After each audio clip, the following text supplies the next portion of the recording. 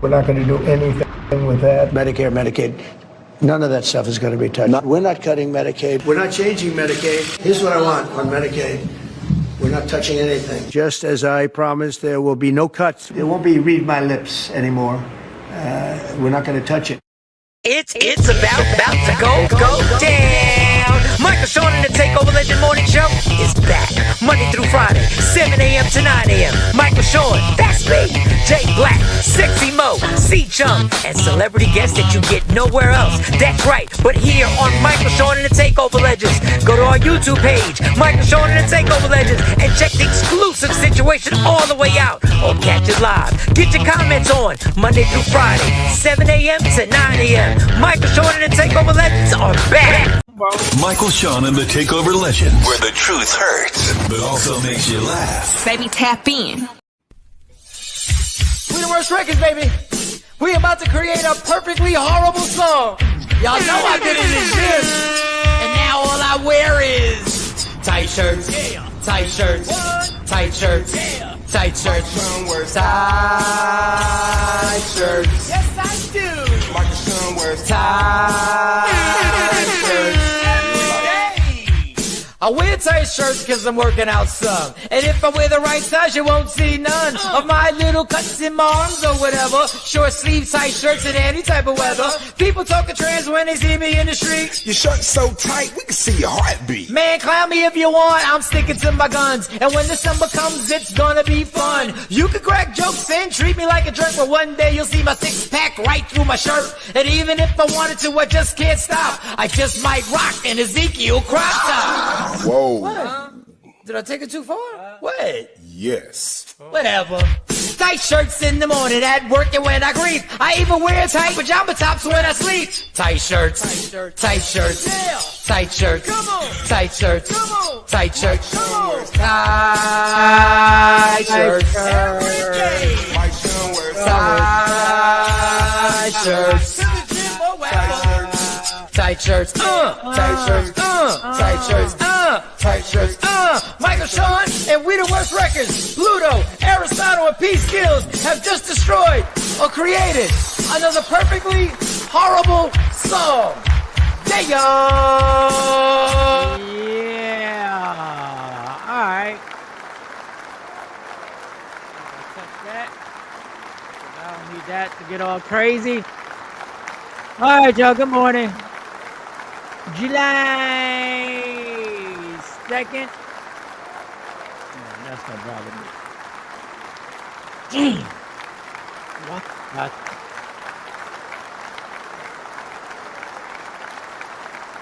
Oh, thank goodness. All right.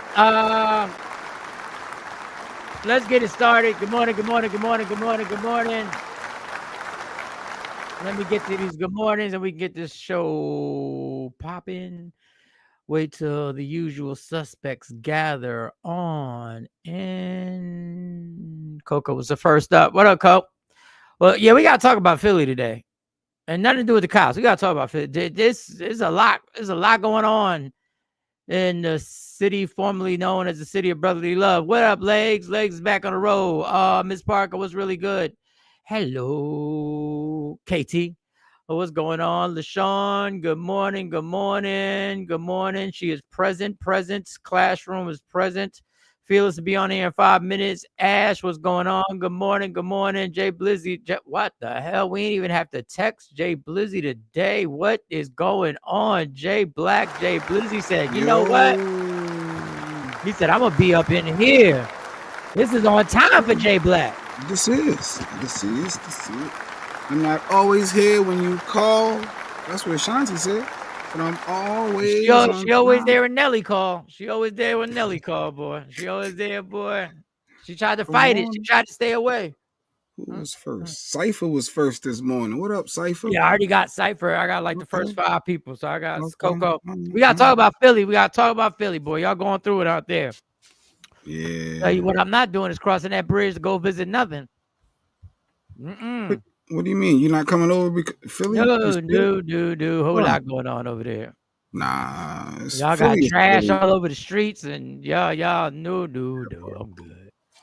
I'm good. Y'all got special places, put the trash at, and it's old. I said, damn, who knew sanitation had that type of power?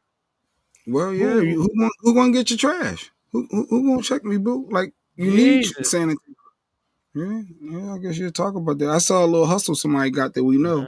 They got their own little side hustle because of this trash Knock situation. yourself out. Like Jadakiss said, knock yourself out. Go ahead. You got to stop. Pick it up. Legs had to listen because of work for most of the show. Had to listen because of work. Well, okay. Steve Chung and Sexy Mo, even real people. They're real people. They are. They real people. Call Sexy. Matter of fact, let's text Sexy Mo. Tell her to pop on. Let me see if she's up. But she probably, I don't know. The kid might be out of school. The kid's out of school now. Who knows? Who knows? She like Jay Black. Once she get used to, once she like Jay Black and Shoney. Once they get used to curving you, they never come back. They never come back. She used to her situation. Good morning, Asha Boo. Asha's up. Asha Boo. Good morning, LaShawn. Ash Bash. Everybody get on up here. Exactly, Miss Clark. Always Everybody jump up. Oh, so how was your night last night? What went on? Anything going on? Any debates last night? Did me and Lady Q get into any debates? That might be like 2 days in a row. She was busy arguing with my son. He got honor roll, so he think because he got honor roll that he's supposed to get everything he wants. Which is a huge accomplishment. I ain't even going front though, because I've never been able to get honor roll all year long. But you can't get everything you want. You're actually not supposed to get anything for it. Because that's your job. That's what you're supposed to do. That's See, people like me and Jay, see, not really me. Honor roll is a big deal to us just because we really never did it. But it wasn't because we couldn't do it. We just didn't have the structure. There was no structure. That's your job to do good at your job. Good job. Yeah, Cypher. Let's go. Good morning, Queenborn. Like you get a little something, you get a little congratulations, good work. You get a self-esteem talk. You don't get a bunch of product out here for this. Because if that's the case, does dad get product when the lights keep turning on every time you hit the switch? When the TV turn on? When the Wi-Fi working? Do I get hey dad, you're doing a great job. This Wi-Fi is never off. I'm able to connect. Once I wake up in the morning, connect. Hey, mom, you do a great job. Every time I'm hungry, bow, food appears. What? Every time my clothes go into this magical place, they come out clean. Bow. Yeah, I mean, because damn, I don't know what you're going to do when high school hits and hits the honor roll. You're going to have to buy this cat a house. Good morning, Trendsetter. I need you on the side, Trent. I'm hit you up later. Yo, I think I need some more space there. I think I need a little more. What you thinking about? You want to remodel the room? No, I think I need a house.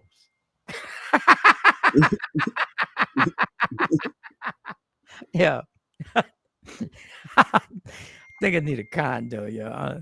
I'm feeling cramped in order to keep these honor roll grades going. I'm gonna need a little space. Good morning, Rashida. Good morning. That was it. That was it yesterday. Just going through that, just trying to figure out what's too much and what's, like you said, what you're supposed to do. But yeah, it was overall a good day. It was a good Tuesday. That's good. I watched, by mistake, I watched like 7. That's your job, LaShawn said. That's your job. I agree with you, Shelly. Shelly said I agree, Mike. And let's do this. Since we're going to play this game of this is a transactional relationship, what's going to happen when you don't hit the honor roll? Let's take them back. If you start getting the C's and when a C was average, when a C comes and I go, obviously, even I ain't gotta say this. I already know Lady Q. But I never came close to honor roll, dude. Never. Hey, it's not that big a deal. I mean, no. It is a big deal. What I'm saying, let me take that back. It is a big deal. But what I'm saying is we didn't have the structure of this is the time we do homework. This is how we study. We was out. School was a actual just a damn function for us to just go. And our job was just to graduate. Now, because you got Lady Q and I'm not going to take away your credit, but you got Lady Q. Lady Q knows the ins and outs. Lady Q know what these grade point averages mean. Lady Q knows what we build into for the next level of high school. Lady Q knows not exactly, but she knows around about the time of how much study time you should have. She gets it. Mm-hmm. We didn't have that. My parents did the best they could. My parents didn't know what an SAT was before I came out here, before we moved from the Bronx. SAT. What is that? SAT. And my dad was, but my dad scholastically was incredible, but that was just a God-given thing he had. And like my mom, you know what I'm saying? Like we didn't know the structure of having to carve out time in your day. We thought you go to school, you do a little bit of homework, and it's good. And these kids are overloaded with homework. To me, that's ridiculous. But it's a good thing. But you could have been an honor roll. Dog, how do you manage that many people and think you couldn't have been in the honor roll?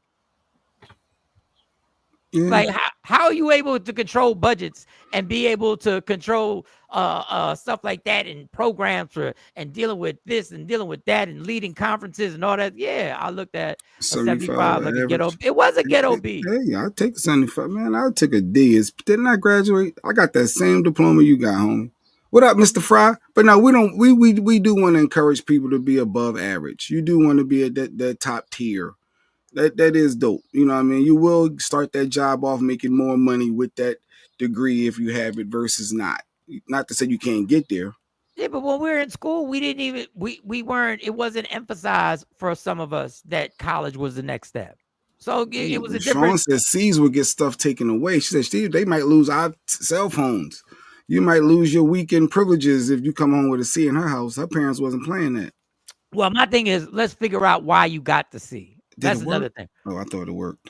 My thing is, let's figure out why you got the C. That's another thing. Why did you get the C? Why are you struggling here? Is it because of effort or is it because this is something that this is not your strong suit?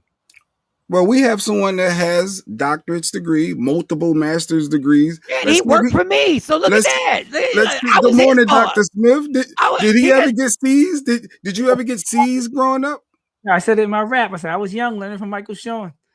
Well, Jesus, said well, thank you, but no, I put the comedy clip up. You know. Okay. No, because funny story. I know when we were doing the lip syncing when Kevin Hart was doing the talent shows. Me and some of the guys at the dorms was doing Motown lip syncing before I was really even doing much on the radio. And I think one night you were there just doing whatever you did. So we were in similar spaces. But I think you were headlining that night too. That's the first time I heard the Honda Accord and everything, all that, the Puerto Ricans got the Honda Accord back then.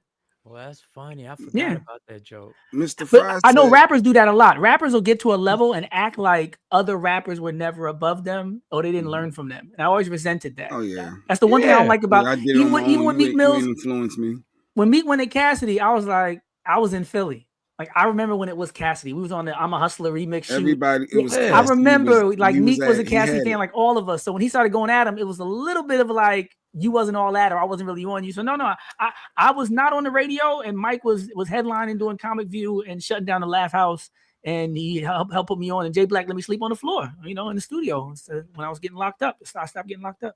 But C's. I'm a terrible student. Yeah, I'm actually I don't know if y'all know this. Do y'all know that I'm a special ed student? You told me. Yes, yes. We had that conversation at the They put me in. You got doctorate and like 3 masters, and I was the only black kid in school, Jay. Everybody hates Chris. I was the only black. No, in the grade, I was the only black kid in my grade. I read better than all the other students, and somehow, some way, they still managed to put all the black kids in the, in like the bottom 3 grades. We all were in special ed. And later, I saw an article about that, talking about how disproportionately black and brown students get pushed in special ed. Dr. Umar talks about how they get twice as much money for the school district once they label a child. So I was part of that scandal. I was part of that Cash for Kids scandal, where they was like, "We know you're smart. We know you're actually smarter than them, but we need this money, so you're going to be in special ed." And I had to fight for like 4 years to get out of special ed, from resource room to because once you're labeled as that. First it was just you go sometimes, couple classes. Then later on they were like, yeah, we're gonna put you in this class all day.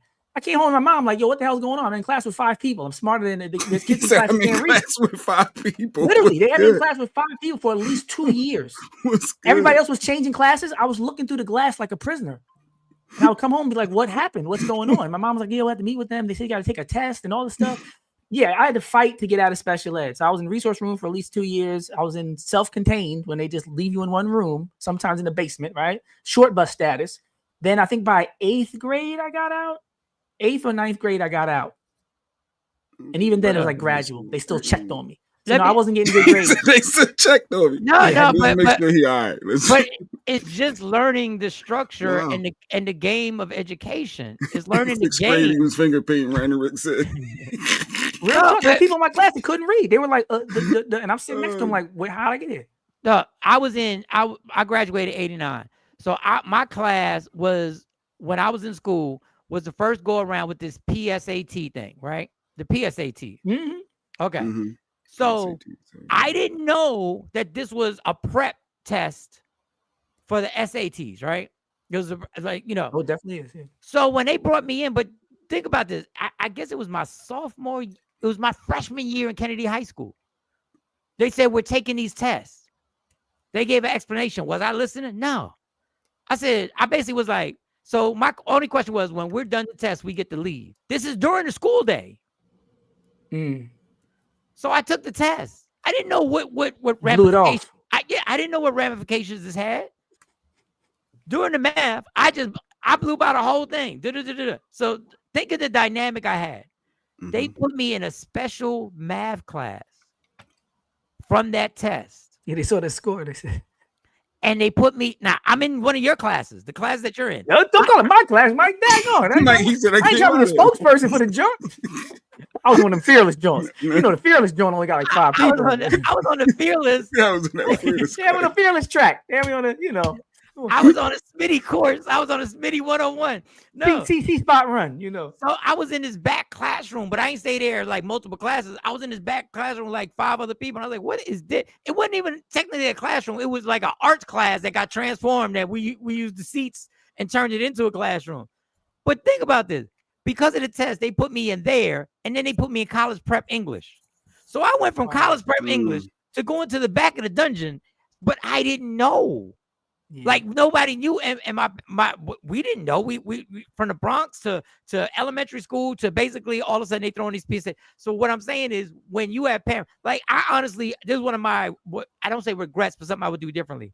I know Amani's skill level, but I didn't regulate the education and put her in the best situations to actually get her the SAT courses and stuff like that. But anyway, long story short, but listen, that's real. Did that inspire you though, Dr. Smith? No, please, no. I would not be where I am today if they didn't play with me. I'm one of them. I'm one of them. Just wait. Yeah, no, I sat up in them classes like Hurricane Carter or Shawshank Redemption. Like you wait till I get out. Like I knew I was gonna be war on education. I was gonna say everything I wasn't supposed to say.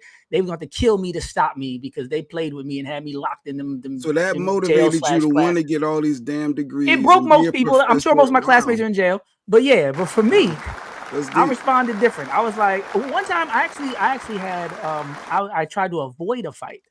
I won't say his full name because he probably still alive. But there was a guy I had, cool dude, my friend, Puerto Rican dude, right? So he was trying to fight me in the lunchroom, but I knew that if I beat him up in front of everybody, it was going to go left.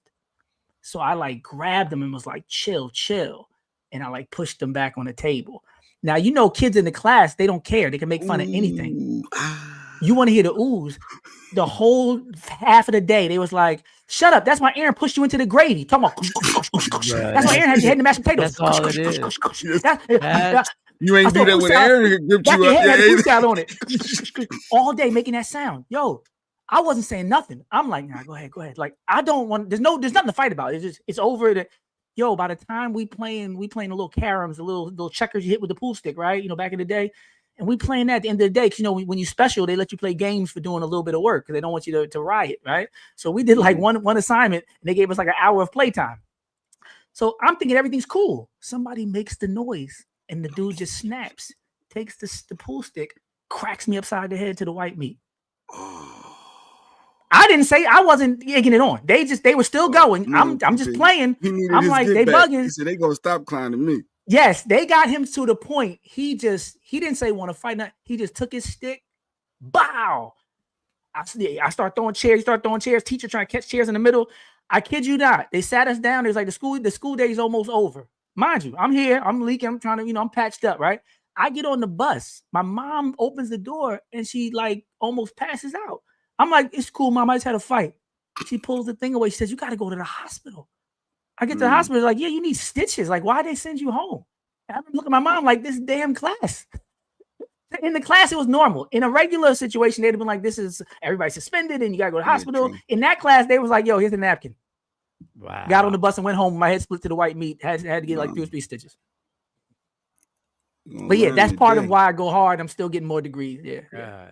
Man, They played with it. And Mr. Fry earlier said he was an average student and make more than what the doctors that got A's make. So he's like, you don't need that schooling. You don't need all them damn doctorates and master degrees. Well, you do need education. I do need education. I don't think he said that.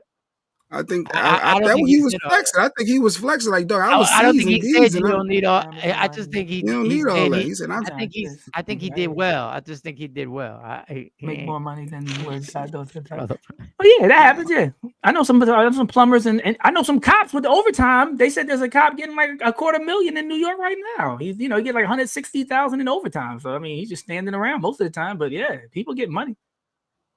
Girls on OnlyFans getting money. Honestly, Cypher said they sent you in the hospital in a short ambulance too. They all got they didn't even send short ambulance. They said get on the bus. They said go home.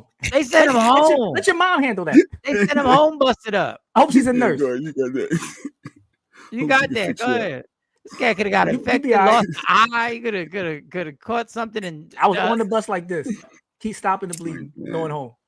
You ain't never get your lick back, huh? You ain't never get that off. What am I do? I got to come back and stab him at that point. It's like penitentiary rules in effect. Yeah, somebody got to let it go. You done pushed him into the food. He split your head. What's next? And they have schools for people like that. So if I had came back, that would you'd have went to that school. You'd have went to that school. Yeah. I thought it was bad. We had that school in Willenboro. I thought the class was bad. They got whole schools like that. Every class got 5 people. Yeah, you in prep course to jail school. This is the prep course. Metal detectors, take your phone, all that. Crazy. Yeah, told you Mr. Fry was talking husky. There you go. I did well compared to people I went to school with that got A's and multiple degrees. Okay. No, it happens. It happens. It depends on everything's a hustle. It depends on what you go to college for, and it depends on how you manipulate that system. But honestly, Mike, a lot of them go into education, and that doesn't pay a lot. Right. So a lot of these smart people like myself, we could be going corporate, getting probably twice as much. I could be the only black person on some board somewhere in some corporate space, leveraging my credentials, to be a consultant about diversity. But instead, I want to be in the classroom, transforming lives. So no, I'm gonna get at least 50,000 less when I make those decisions. And what this one thing I will say about college that I stories for days. TV said the good thing, and this is what it is: training your brain to actually work it. Now, you may not agree with what they teach, or you may not agree with the curriculum, but actually using that muscle on a regular basis instead of going somewhere where you're just a robot, it changes everything. Because now your mind is open to now when you want to create your vision, you actually have the skills to actually use that part of your mind and be like, okay, I can organize this. I know where to research. I know how to research. I have mental stamina, which means it's not going to take me, if I have to read for more than 5 minutes, I'm not going to be like, nah, never mind. You're actually built. It's like doing mental push-ups. Like you're developing your brain. So it's something, people can say, look, I know they party. We party when we're not in college.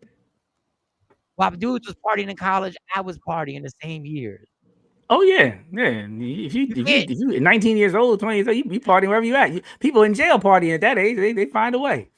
Major said Willenboro ROTC to money, and Sergeant Major of Army made good money. Now is a defense coordinator. All good. Everybody got their way. You gotta find your lane. Find your lane. I watched no segue. I watched like 7 minutes of Michael Strahan doing the 500. What is it? The $50,000 pyramid? The game show he got? $100,000 pyramid. Oh, actually, I watched it too the other day. I forgot how good I was at that game. Oh God, you got a couple of it. I knew that. There's another game. No, yeah. No, there's another game. There's another game. No, I did. And I'm gonna tell you a drunken story.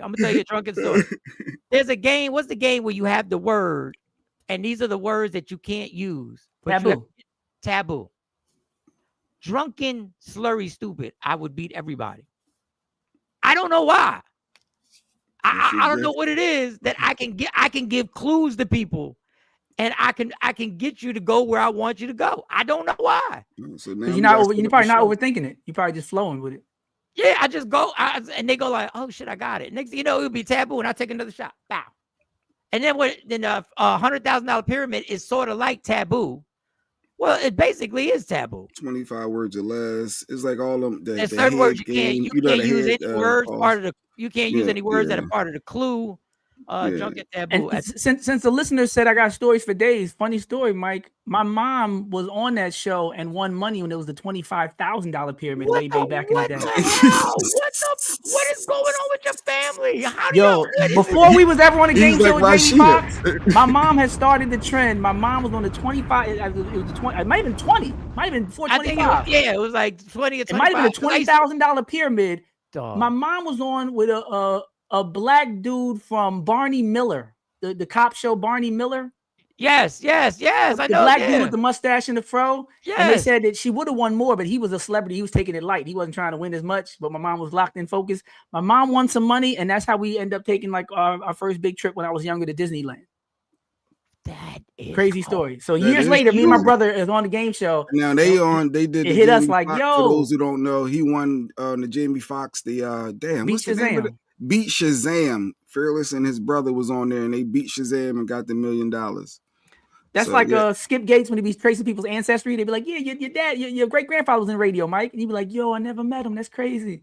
Oh, that's amazing. My mom was a teacher. Me and my brother are both teachers. My mom was on the show. Me and brother was on the show. That's crazy. My dad was an alcoholic. I was an alcoholic. Oh, shoot. God, no, of all the attributes, I'm sure you got a few others. You gotta find something positive. Here go Mike.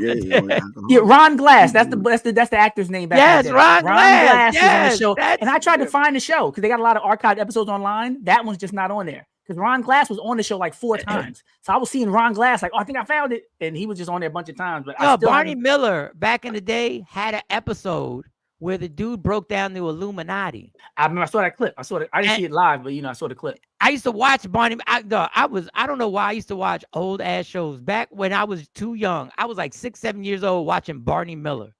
Ancestry is important. You find out a lot. Between Rashida being related to every celebrity that ever walked this earth. She's related to Ron Glass. She's actually related to Ron Glass. That's my cousin. Yo, y'all know Ron. Yeah, she's related to Ron Glass. Talk, yeah, she's related to everybody. She's a connected. Yo, that's my cousin. Oh yeah, that's my aunt. Yeah, that's my uncle. When were you on? Oh, what year was that you won? Was it 23? 2019. That was 2019. It was that long? Wow, I feel like that long ago.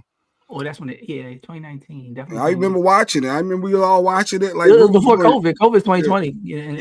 He couldn't tell us that he won at that time, so we just got to watch it like everybody else. Yeah, that was crazy, and I was on the radio then too. So y'all was like an excellent team. Y'all were the most. If I was a producer of that show, somehow, some way, I would have tried to get y'all incorporated in it because y'all two, your chemistry. Well, obviously your brothers, but brothers. His brother had a little. His brother knew a little bit more than him. Let's be honest, Doctor. You had your lane. You did a lot, but his brother was like, woo. But see, that's the thing. That's the thing about producing a show. His animation and energy. Oh yeah, that helped us win. Was everything to his brother's knowledge. That's what you needed. Yeah, that was a perfect combination. Yeah. I would have been like, how do we get these two back? Well, I don't even know how long the show ran because they could have done like the winners come back and compete. Well, they reached out about that during COVID. There was actually going to be a season where they tried to get because at that time, I don't know how many people won now. There were only 3 people that ever won the championships. They were going to get the 3 champions together. Right. But America had shut down taping during COVID. That season, I think they actually filmed in Germany. So they had contacted us for a little while and was considering flying us out to Germany where they were shooting the show during COVID, and it just never materialized. But no, people were always commenting. I would see the comments on the show. This is my favorite episode. Blah blah. Bring them back. All that different stuff. But yeah, they try to get a show of champions. Maybe one day they will. But yeah, they definitely had a good time. And you're right.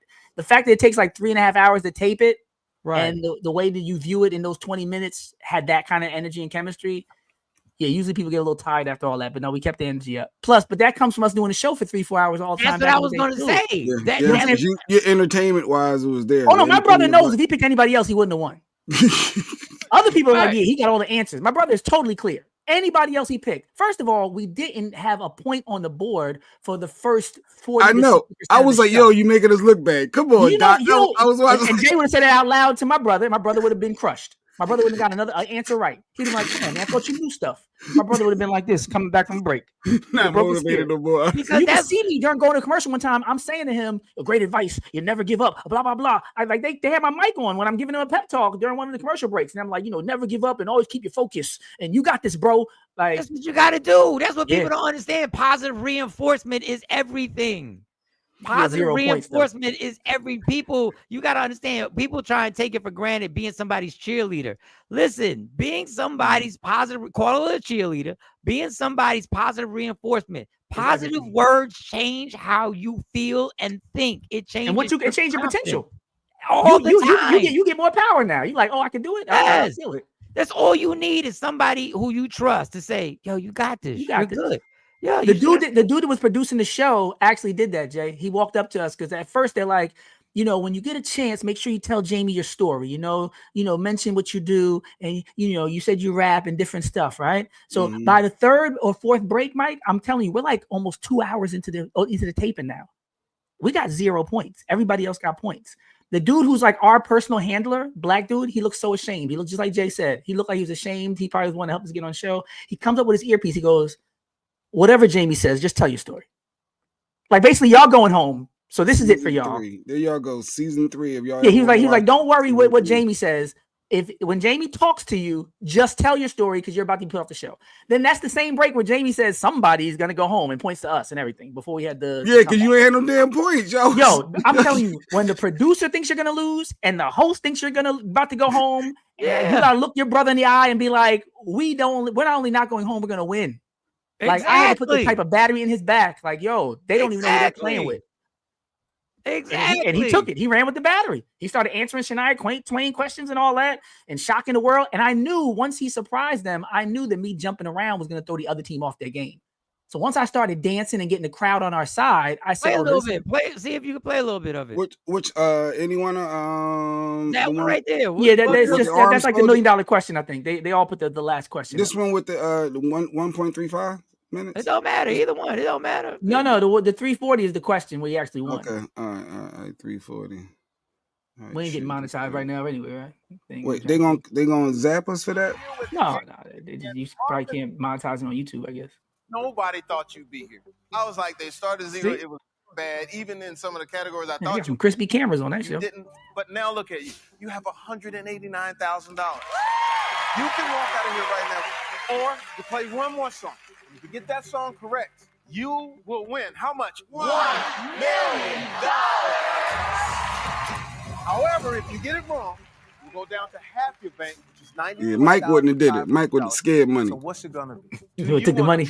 Yeah, Mike would have took it. It depends my situation. Now I would have taken the money. Walk away. We get that 189. Jamie, I'm gonna keep it real with you. Yeah. The lessons we teach our students are to never give up, like we said earlier, but to never be afraid to take a leap of faith. And there's a lot in a life that's bigger than money. So I'm willing to go for it. I want to be Shazam. Well, you have decided to go on and play, but which one of you is gonna? We knew which one was gonna play. Yeah, I did my speech. Once I did my speach, I said, no, we ain't got to discuss it. I did my part. Jordan, who gonna take the shot? Jordan. Incredible. Hold up, Jay. You gotta rewind it. I talked during the worst part. Audience behind. Rewind it when I just shook his hand. Okay.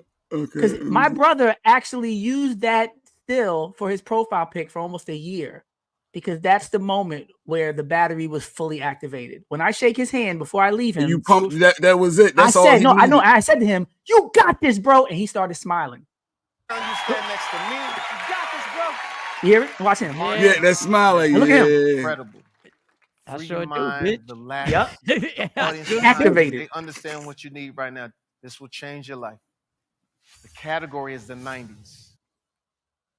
Oh, the 90s. We all the way in. Exact song title. Let's see if Mike know it. He watched $1 million. I didn't watch it. I only saw the clips. Corinne hit it.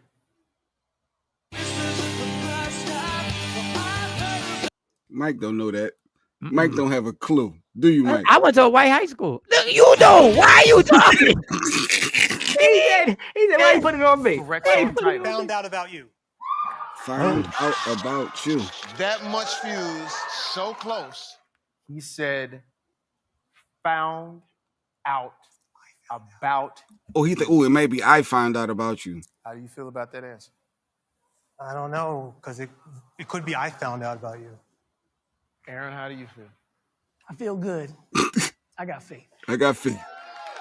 Pep talk master. $1 million on the line. Remember, guys, it has That to is be one letter, one word to exact throw it all off. song title. Lose But you 800,000 for one letter. Fantastic. That can send somebody into Whatever depression. happened, You miss one letter. Every time you hear the song, you get mad. for your beautiful Because I left wife, off I. for your beautiful daughter, for teachers that are underpaid, for $1 Go ahead, Professor. million. Shazam! Is it found out about you? It's found out. $1 million. They give the niggas no money. Look, nigga go jumping up and down. Let's go, baby. Let's get it. That's my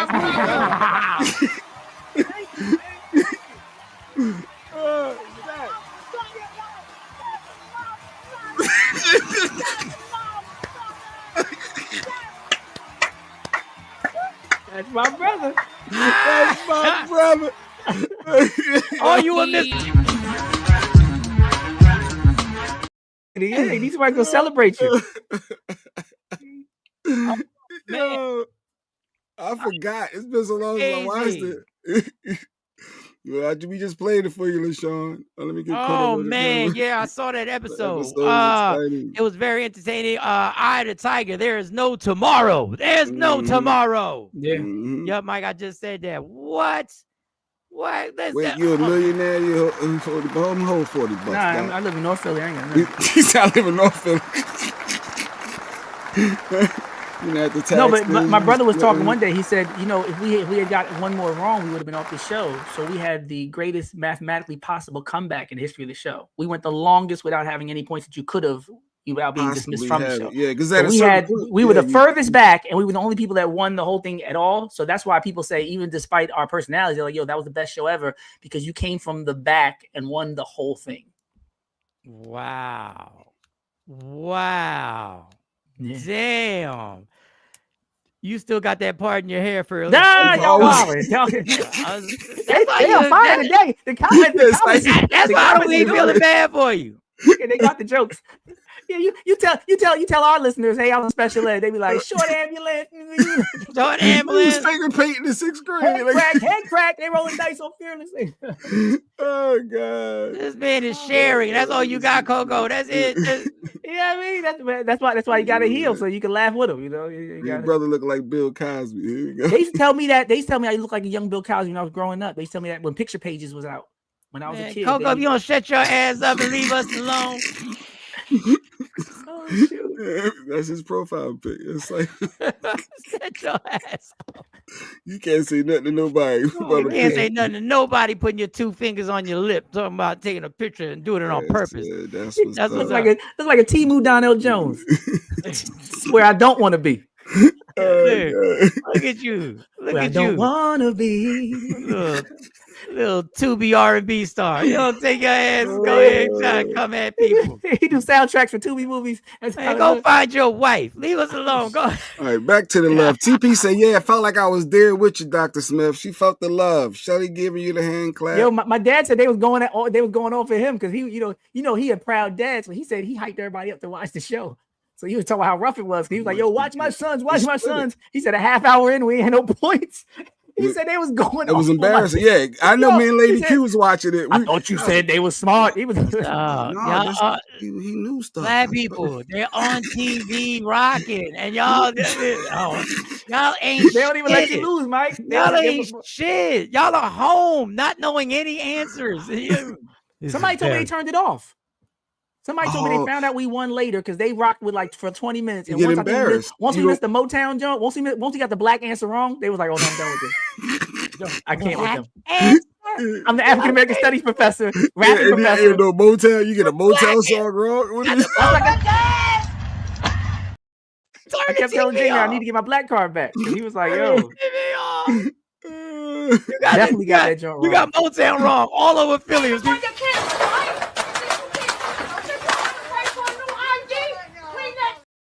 are they doing? Why are they Hold on up, here? it was an emotional roller coaster.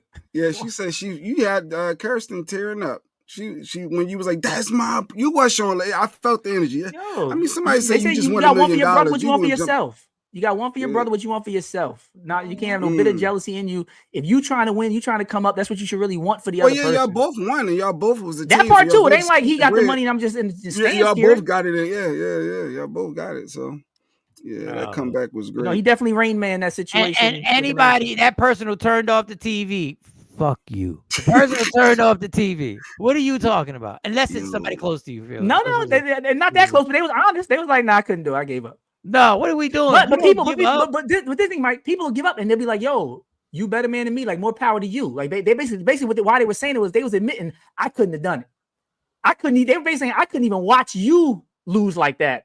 So they were basically commending us for being able to stay composed and stay focused and stay locked in and come back, because they were like, yo, I couldn't even watch y'all losing. Still on the short bus.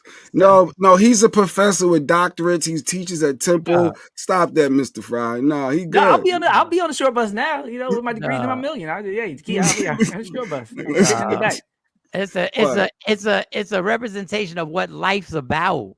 Yeah, you got to come back. That's a whole metaphor of what life's about. You in the hole. No pause. You in the hole. You down bad. Everybody laughing at you. Everybody staying away from you. Everybody's like, you fell off. It ain't gonna happen. Why you keep chasing this? Why you still getting paid $50 to go do a show? Why this is a metaphor. Oh, y'all, it ain't never gonna work out. You with that dude, y'all living in that 1-bedroom efficiency, and you pregnant. There ain't no way y'all gonna ever come up. Why you even have a kid with him? Why would you get pregnant with him? Why would y'all do this? I felt that one. 10 years later, y'all the same people coming over for the barbecue by the poolside and talk about this is a beautiful home. I got this idea. Oh my God. I need a loan. Yeah. Yo, let me tell you what, your cousin. Mike, I saw you on Comic View, Mike. Yo, Yeah. Mike, you killed it. I just wanted to know if I want to know if you got $5 I can borrow. I got an idea. Like Jay said, I got an idea. Your aunt get. She be messed up at work, and now I got to help her. Let me hope. Everybody got a story. That's or the one that plot. shitted on me. That's the one that shitted on me. That's one thing I'll tell you. And this is something I got to work on. I won't bring it to you. I won't bring it to you about what you said about me. But you remember. Please don't come to me talking about how dope I am. Please do not come to me talking about, yo, you. I knew you was gonna make it, Mike. I always That's my favorite one. I always knew. In high school, you was funny as hell, Mike. I always knew you would go. Did y'all have a watch party? Did y'all have a watch party though? Look at Mike's face. Mike went straight there. Yeah, no, we did. We had. That's the funny thing. Even the watch party was mad awkward because we was losing so bad. People couldn't even enjoy the and you party. couldn't say that. Yeah, like it was a big celebration at the end. I mean, at that point, he could have said something, but it's good you stood pat. You were like, and everything in you wants to be like, just keep watching. Like you want to defend yourself. Don't give up. It's not over. It's not over. Yo, people was chuckling. They was looking down. Like? They were trying to clap charity claps. Well, good. That was good. Yeah, good try. I can see why you thought that. I can see why you thought that. We're gonna get to it, Tawana. We're gonna get to it. We're reminiscent of a Fearless winning $1 million with his brother on Shazam, on the Jamie Foxx Beat Shazam that Jamie Foxx was hosting. I love the underdog. So you know what that's like? What in your watch party? It's like when Shador Sanders doesn't get picked in the first round, and then doesn't get picked in the second round, then doesn't get picked in the third round, and everybody. They was waiting to celebrate early. They was ready to celebrate early. But the come up is what he's gonna do during the regular season. The come up is the grind stays the grind, y'all. And I think they put a fire under him too. I think part of what he's gonna do in his career is just like Tom Brady type. Oh, y'all didn't want to pick me when y'all should have picked me. I'll show y'all. Exactly. That's that Brady story. You go ahead and pick me 5th or 6th or 7th. Go watch what happens. Watch me be one of the best that ever do it.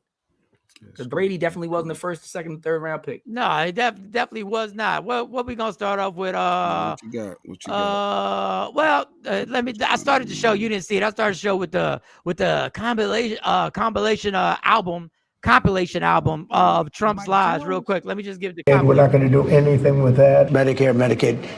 None of that stuff is going to be touched. We're not cutting Medicaid. We're not changing Medicaid. Here's what I want on Medicaid. We're not touching anything. Just as I promised, there will be no cuts. There won't be read my lips anymore. We're not going to touch it. Yeah. Nigga, please. Exactly what they did. So you know exactly what's going on. You know where it's going next. 11 million people stand to lose their health care. It went from the Senate to the House, and we're going to see what happens. But a lot of people think that they might rubber stamp it today, and the whole world's about to change. And the crazy thing is the little things in it. They keep talking about healthcare, but they're not talking about how many things are in there of trying to be able to cancel elections or delay elections. That's the latest one. They're trying to do new stuff too with the elections. And trying to make it that it has to be a class action suit in order for the judges to do anything. You just can't hold them accountable. It's to the point where the other stuff, and the media is part of this. Why aren't y'all bringing up the other shit? Well, the election thing, some of them did predict it, but yeah, he's going hard with the elections because he knows right now with this unpopular bill, he won't be able to win fair and square. The other thing is the deportation of United States citizens.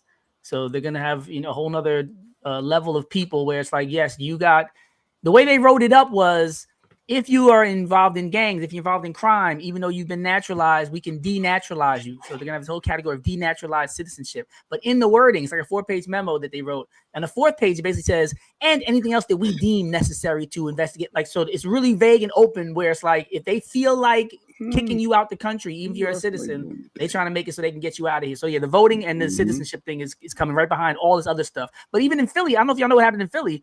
They said most of the community centers are already on reduced hours. Many of the libraries are closing, right, for the summer until further notice. A lot of the pools have closed until further notice. And I know you heard about the strike going on with DC 33, where they're not collecting trash right now. People are all over TikTok talking about, I'll pick up your trash for $5 a bag, and I'll pick up your trash for $10 a bag. The mayor got on TV and said, drop your trash off yourself at one of these sites. Don't put it out front because they don't want it to be like New York back in the day. Remember when they had the big strike in New York and all the trash was piled up to the sky? So the mayor's asking us to break the strike, but the people are like, no, we support the workers. We're not going to be sick scabs for you. We're not trying to. So yeah, right now it's really crazy and just in Philadelphia. So this is before the bill. So if they start talking about cutting 800 billion, $800 billion from Medicare, Medicaid, that's only the beginning. Like Mike said, a lot of stuff is going to get affected. There's a lot of stuff going to get affected. Life say, can he do it? Or doing this? Well, then it passed the Senate yesterday, right? The Senate it's one stage left. It's one more vote to take. 50, something like that. I guess Vance was the top. And if only the damn go ahead sellout from Alaska. Yeah, she did. If only that sellout devil who understood the effect that this bill was going to have, but looked out for her state. Lisa Murkowski. Lisa Murkowski. It shouldn't even be legal to be able to say, I will vote for this if it doesn't affect my state. That shouldn't even be legal. You see, I got to be loyal to the people of Alaska. They said some of the fishermen are going to get one of the little perks, even though it destroys everything else. But the crazy part was, Mike, like you said, she was the deciding vote. She could have very well just not voted and said, let's talk about it more. So whatever she wanted to get, she could have not voted and still got it. She would have had more leverage to get it if she didn't vote. In pocket. Lisa Murkowski pushed it on to the next phase. It's basic skills. They in pocket her. They filled the pockets with something other than her being able to guarantee to stay in her seats. There was something else that was given to her. And it was a SNAP benefit thing too, like for the poor people in her area. Like they threw her some crumbs. Literally. She looked out for her people. She looked out for her. Tawana said she can't live here no more, and her immigrant friends are scared. Maybe we gotta go to Alaska, Mike, because that's where she taking care of her people. She I don't know. But we really ain't leaving. I mean, when people say that though, Tawana, I know what you're saying, but we really ain't going. We really ain't leaving. If it wasn't for the fact that I have my parents here, and if it was just me and my kids, morning, Nikki, I could see doing it, but I can't. They know the majority of us can't. It's absolutely ridiculous that she did that and did it once again. They no longer have to do backroom deals. They do it in our faces.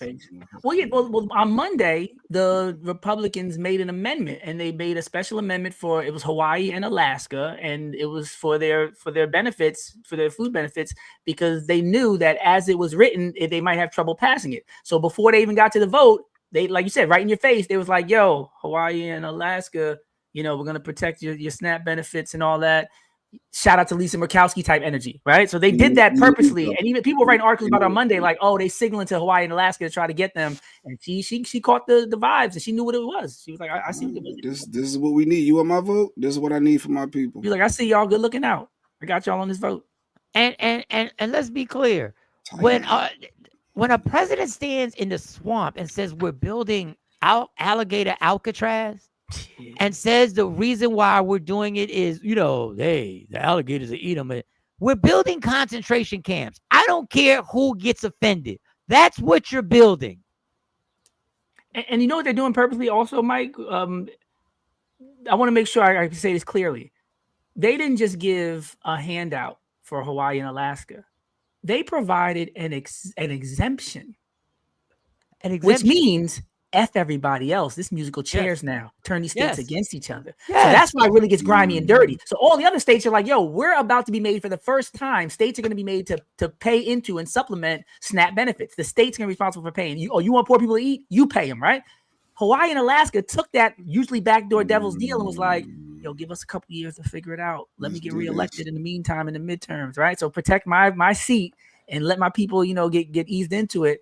And that gives them time to figure out some stuff and F everybody else. Them other 48 states, F them. And that's why it got real ugly. And what it's going to do, the division in this country is going to be so crazy because that's why they're in an uproar over New York's mayor.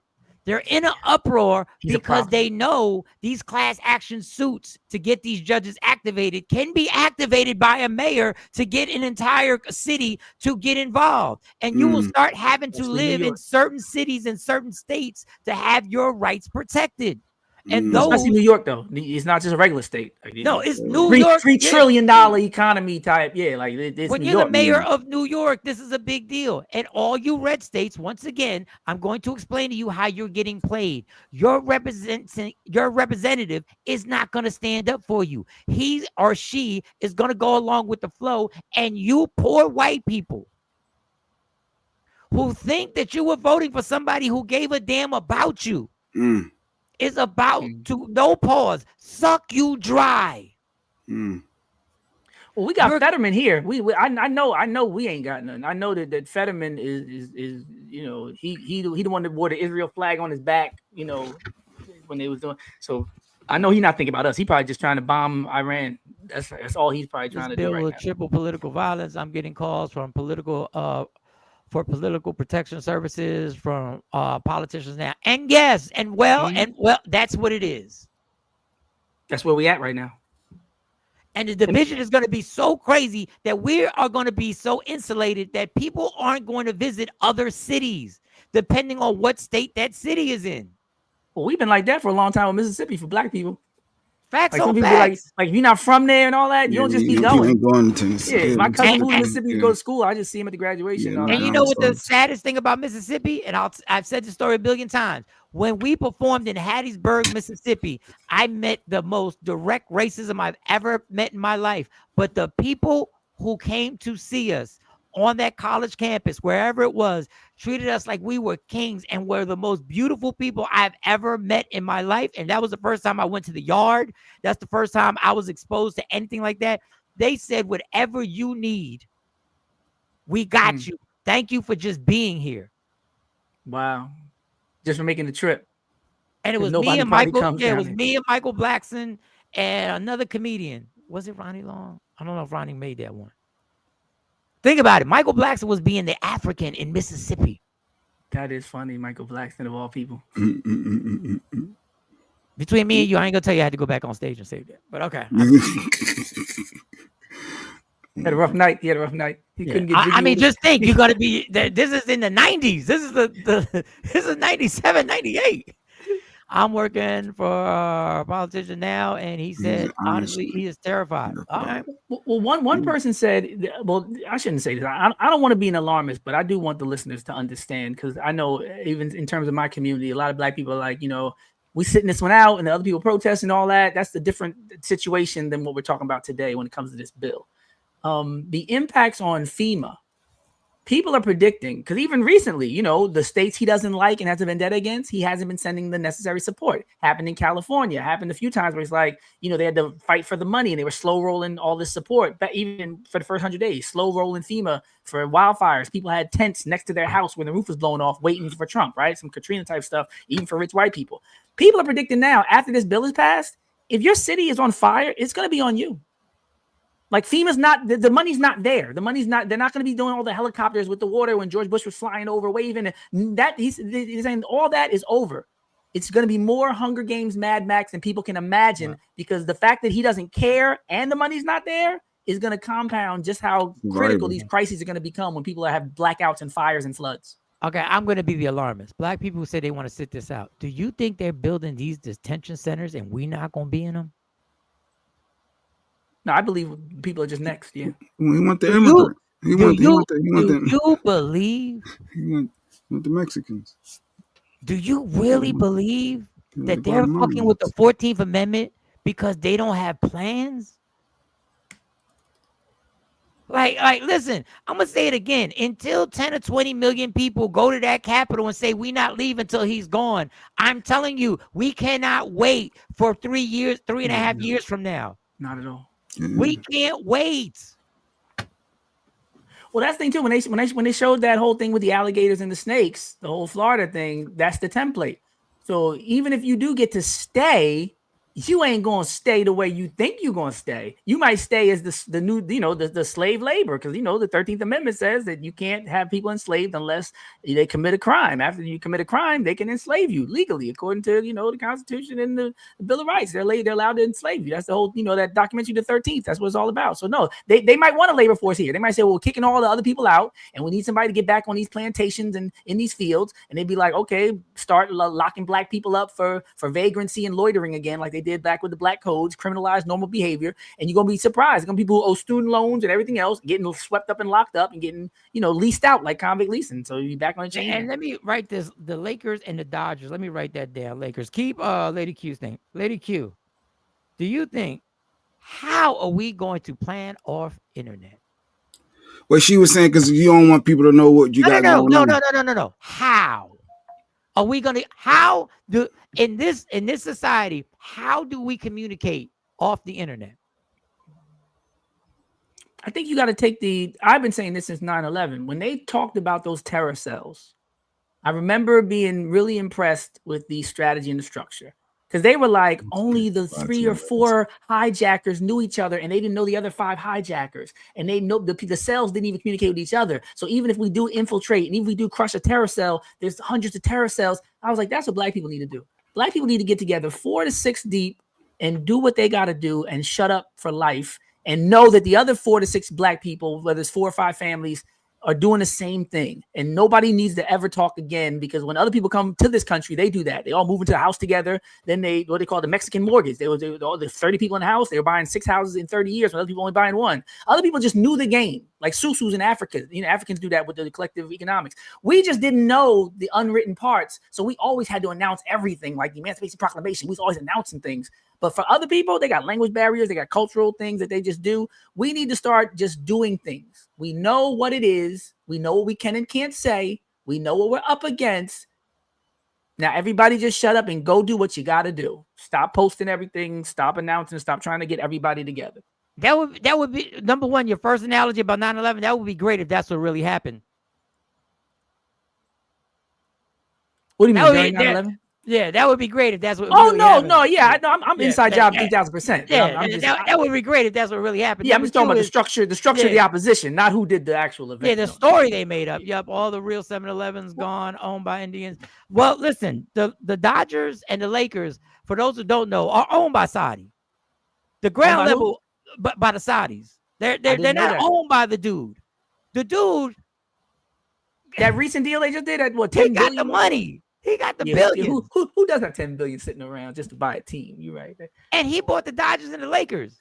The guy who owns the Dodgers and the Lakers also was invested in the ICE agency.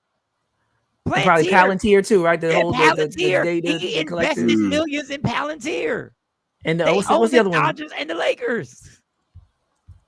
I'm going to get the other company too. Lots of great points this morning. Unfortunately, my good friend is a refugee from Cambodia, came at 6 years old from concentration camps here, and others like her should have dual citizens, but do not. No, they don't. I mean, the ethnic cleansing is in effect. Oh, yes. I know some people who went back. I think one sister's from, I want to say from Cuba, and she had to go back. She did self-deportation because, you're hearing about people getting put in a country they're not from.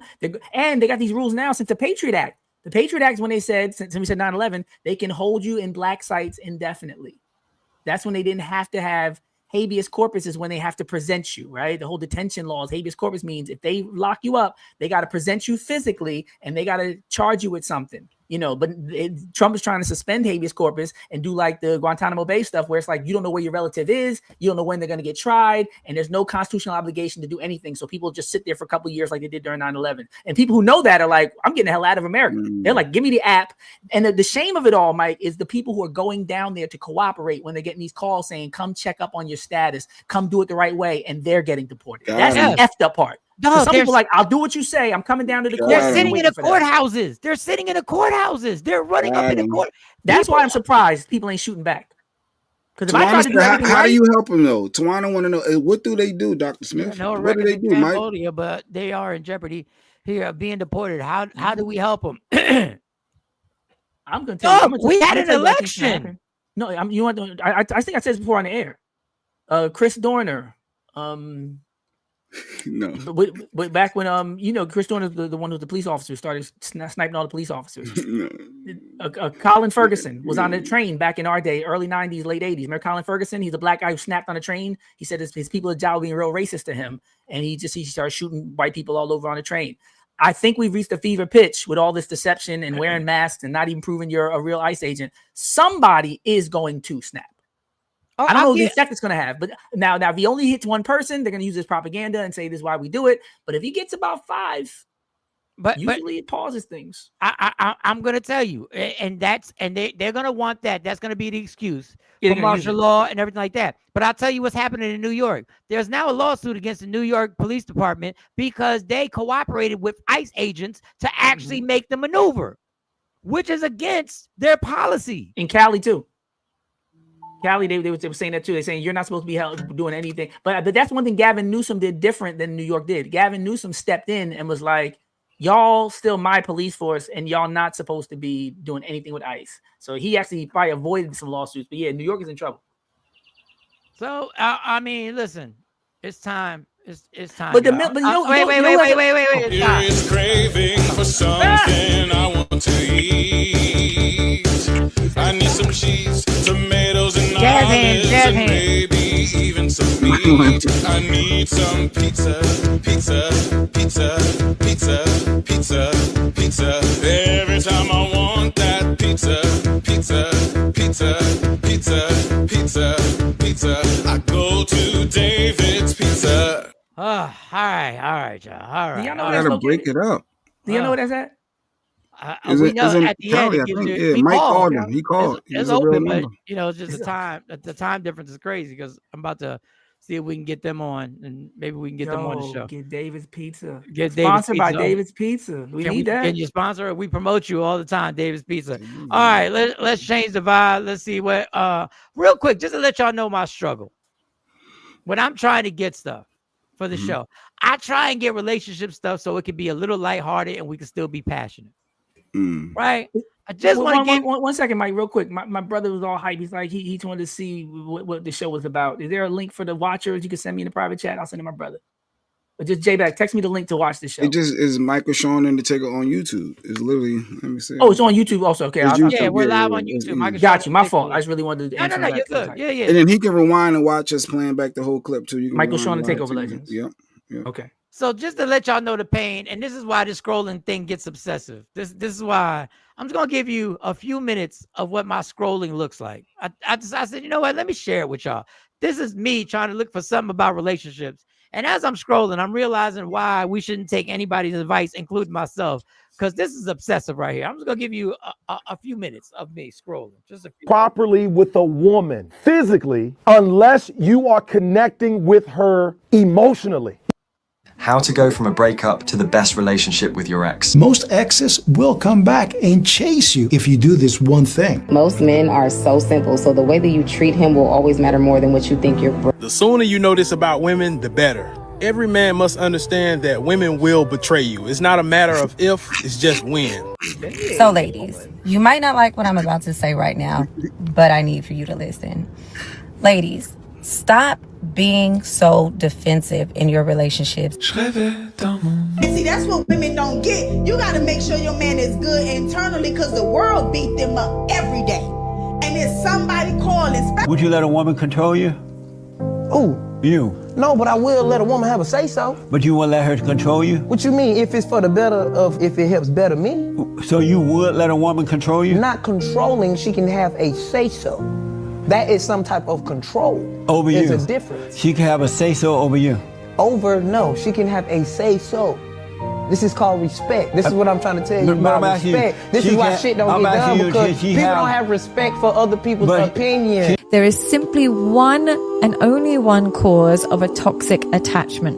The only thing that causes a toxic relationship, it's not, oh, this person is cheating, oh, this person is abusive, oh, this person is... If any of this has happened to you... I don't want you to go to work and you talk to your coworkers, your bosses, you're running meetings, and you are speaking all day in articulate, perfect sentences. But when I come home and ask you about your day, you got 2 words for me. You got some grunts and stuff. I want you to put... They say when a woman's fed up, right?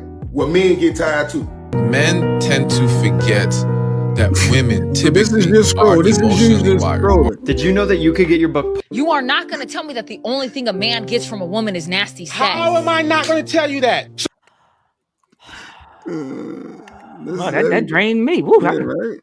Woo, I need and David you're Mason. programming your mind, you know that, right? This is all programming your brain and why the algorithm think that's where you at though? Because that's what I be looking for the show. So I'm either getting these relationships. I'm getting Trump. I'm getting hot topics. Hot topics. I'm getting I have to switch and I have to actually look for inspirational. Watch something funny, Random Rick said. You gotta watch some funny cat. So I go to inspirational stuff, and then I got to get these con artists, pastors, yelling, and then I go. So this is exhausting. This is exhausting. But this is what there are millions and millions and millions and millions of people doing this all day long. Every day, all day. All day, every day. All day. I did it yesterday for a couple clips, and I got stuck in the parenting. I got like 2 clips that I saw for parenting. Is it torture? Is it child abuse? Is it good parenting? And they kept giving you stuff because sometimes they'll see you like one thing, you'll watch one thing, and they'll be like, "Oh, we got him." I watched this. She dropped a kid in the pool. A torture. They said the baby clearly drowned. The baby's swimming. He choking.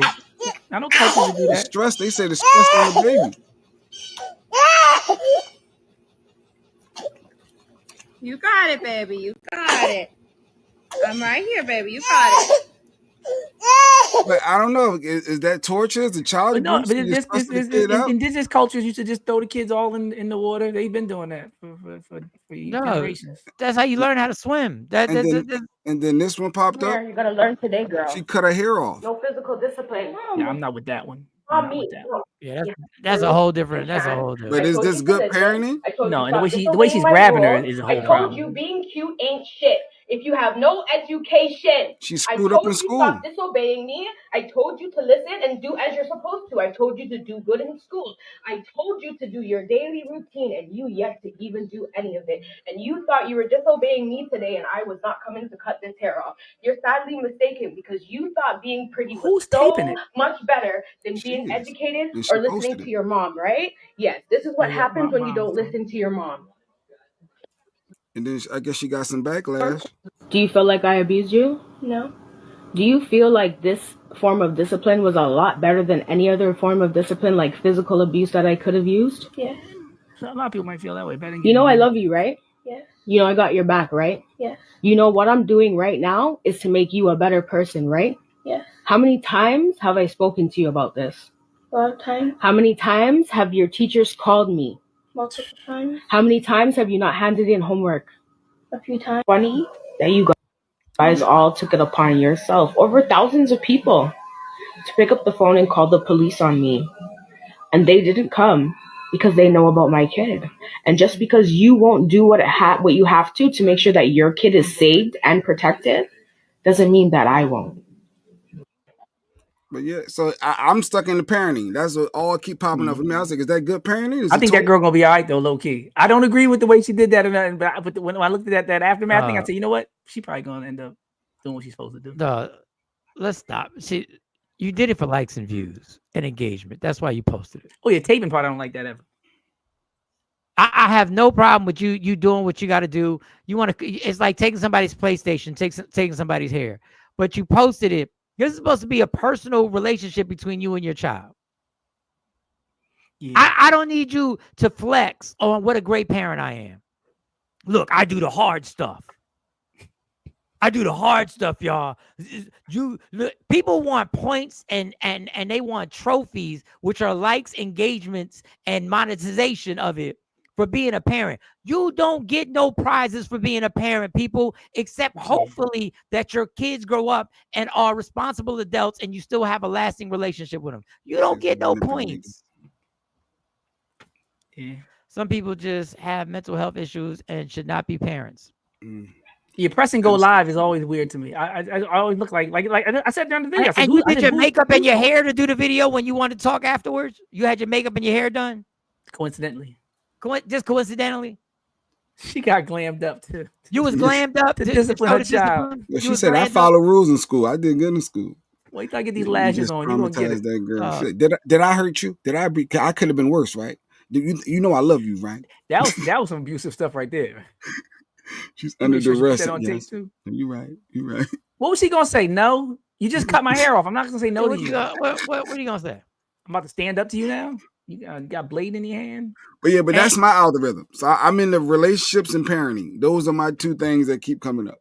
Yeah, the algorithm's crazy. Wow, that girl won't abuse and brainwash. Why would you want to put her through that trauma? Because they set it up, and that's the manipulation. When her and her daughter sat there and talked at the table, how we can manipulate this. This is what we're gonna do, and we're gonna make this happen, and this is what we're gonna do afterwards. Oh, you think this was all set up? You don't think that was real? Now you taught your daughter how to manipulate the system. Because that's what I believe happened. Well, with the cops calling and do you really want all that? Like just the because when the cops called, they told them you gonna tell you this is a prank. It was just a skit, and she can make another video. She gets to make another video, and then saying y'all called the cops on me, but y'all shouldn't have called the cops on me. I don't know. She just trauma bonded. What was it? Just trauma bonded, whatever. She just trauma bonded that child, and when she gets therapy in the future, mom gonna ask why she's not. Listen. Don't let me get started on parents. Wow, J. Pearl said if that was my niece, they'd be pulling me off her mom. So she fighting for her niece. You ain't gonna fight your peoples. You're not fighting your sister. Stop that, J. Pearl. You can't live there. Like you can't save the what you making it hard. I feel you. After you finish doing that, they just gonna take it out on the person. Then what? Yeah. Then what? Then it's Penny all over again with the iron in good times. Like what are we doing? Burning Janet Jackson out that joke. Hey. What are we doing? Yes, Mike. Hand claps. Good morning, Diane. It's I've never understood cutting the young boy's dreads off and videotaping it and putting it on so you can show this is what we do when he was bullying somebody. Well, he was bullying somebody, so your answer is to bully him. Now we know where he got it from. When dude ran over the PlayStation with his truck and the grown kid was screaming. Had me like, wow, it's ridiculous. So that was some parenting. So somebody that's in the game, you take their PlayStations and Xboxes and Switches and what? Them kids go cray cray. They go cray cray, and you TikTok ran it parenting, over. That's what it is. It's TikTok parenting for the likes and views. Clout is a hell of a drug. And I'm gonna tell you, if your kid at 14 years old loses their mind and gets disrespectful because you took their PlayStation, Xbox, Switch, or whatever, that's on you. Because you set the pattern. You set the pattern from the time them kids was 2-3 years old. Yeah, we all give our kids the phone when they're young and they scroll a little finger scroll. You think it's cute, right? Oh, they looking at themselves on their videos or their own photos and stuff. And as they get older, that scrolling start turning into YouTube. It's the most diabolical brainwashing ever. And then it's Rachel. Why do people act like kids ask God to be born to them? I don't know.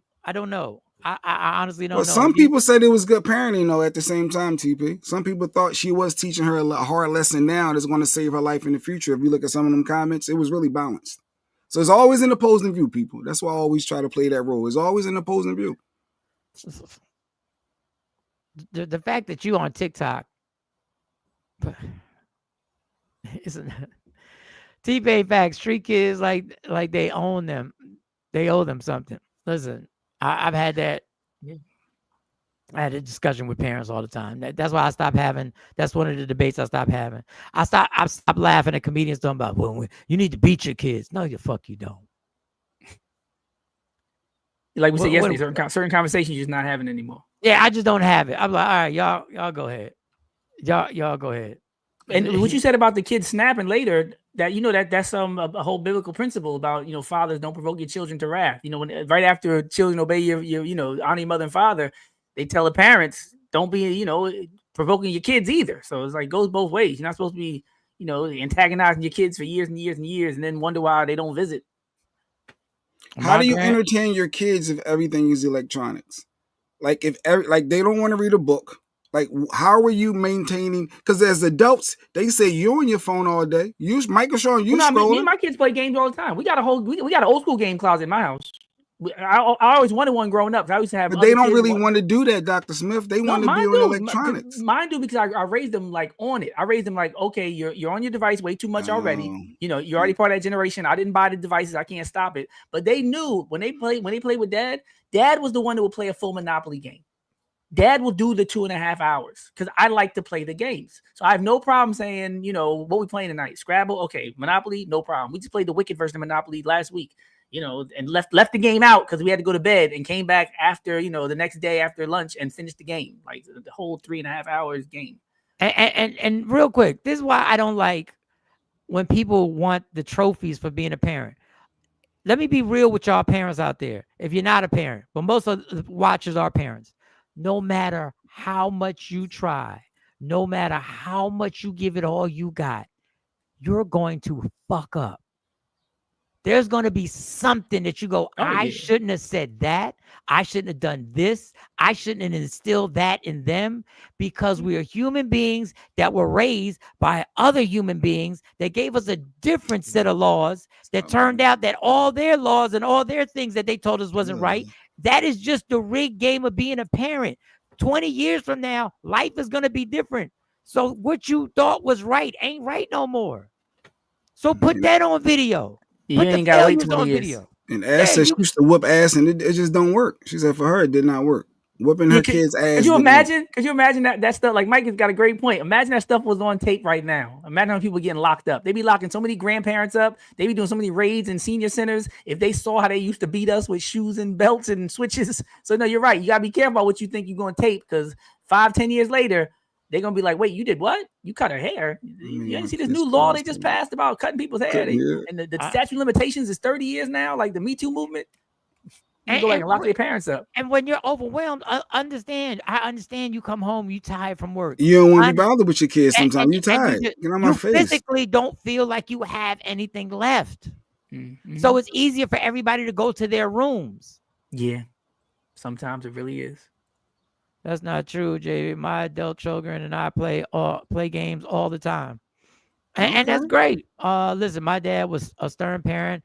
And while my family's lost a child to the streets, we did not. We laugh now about how he stuttered when he was mad. However, we learned family and hard work from him. Yeah, and you just try and give some core things that you feel won't change no matter what. Hard work, respect, and morals. And the fact that morals change, the population changes. And sometimes you got to teach a kid that your character can't be compromised. And when you do compromise, at least be honest with yourself. I compromised.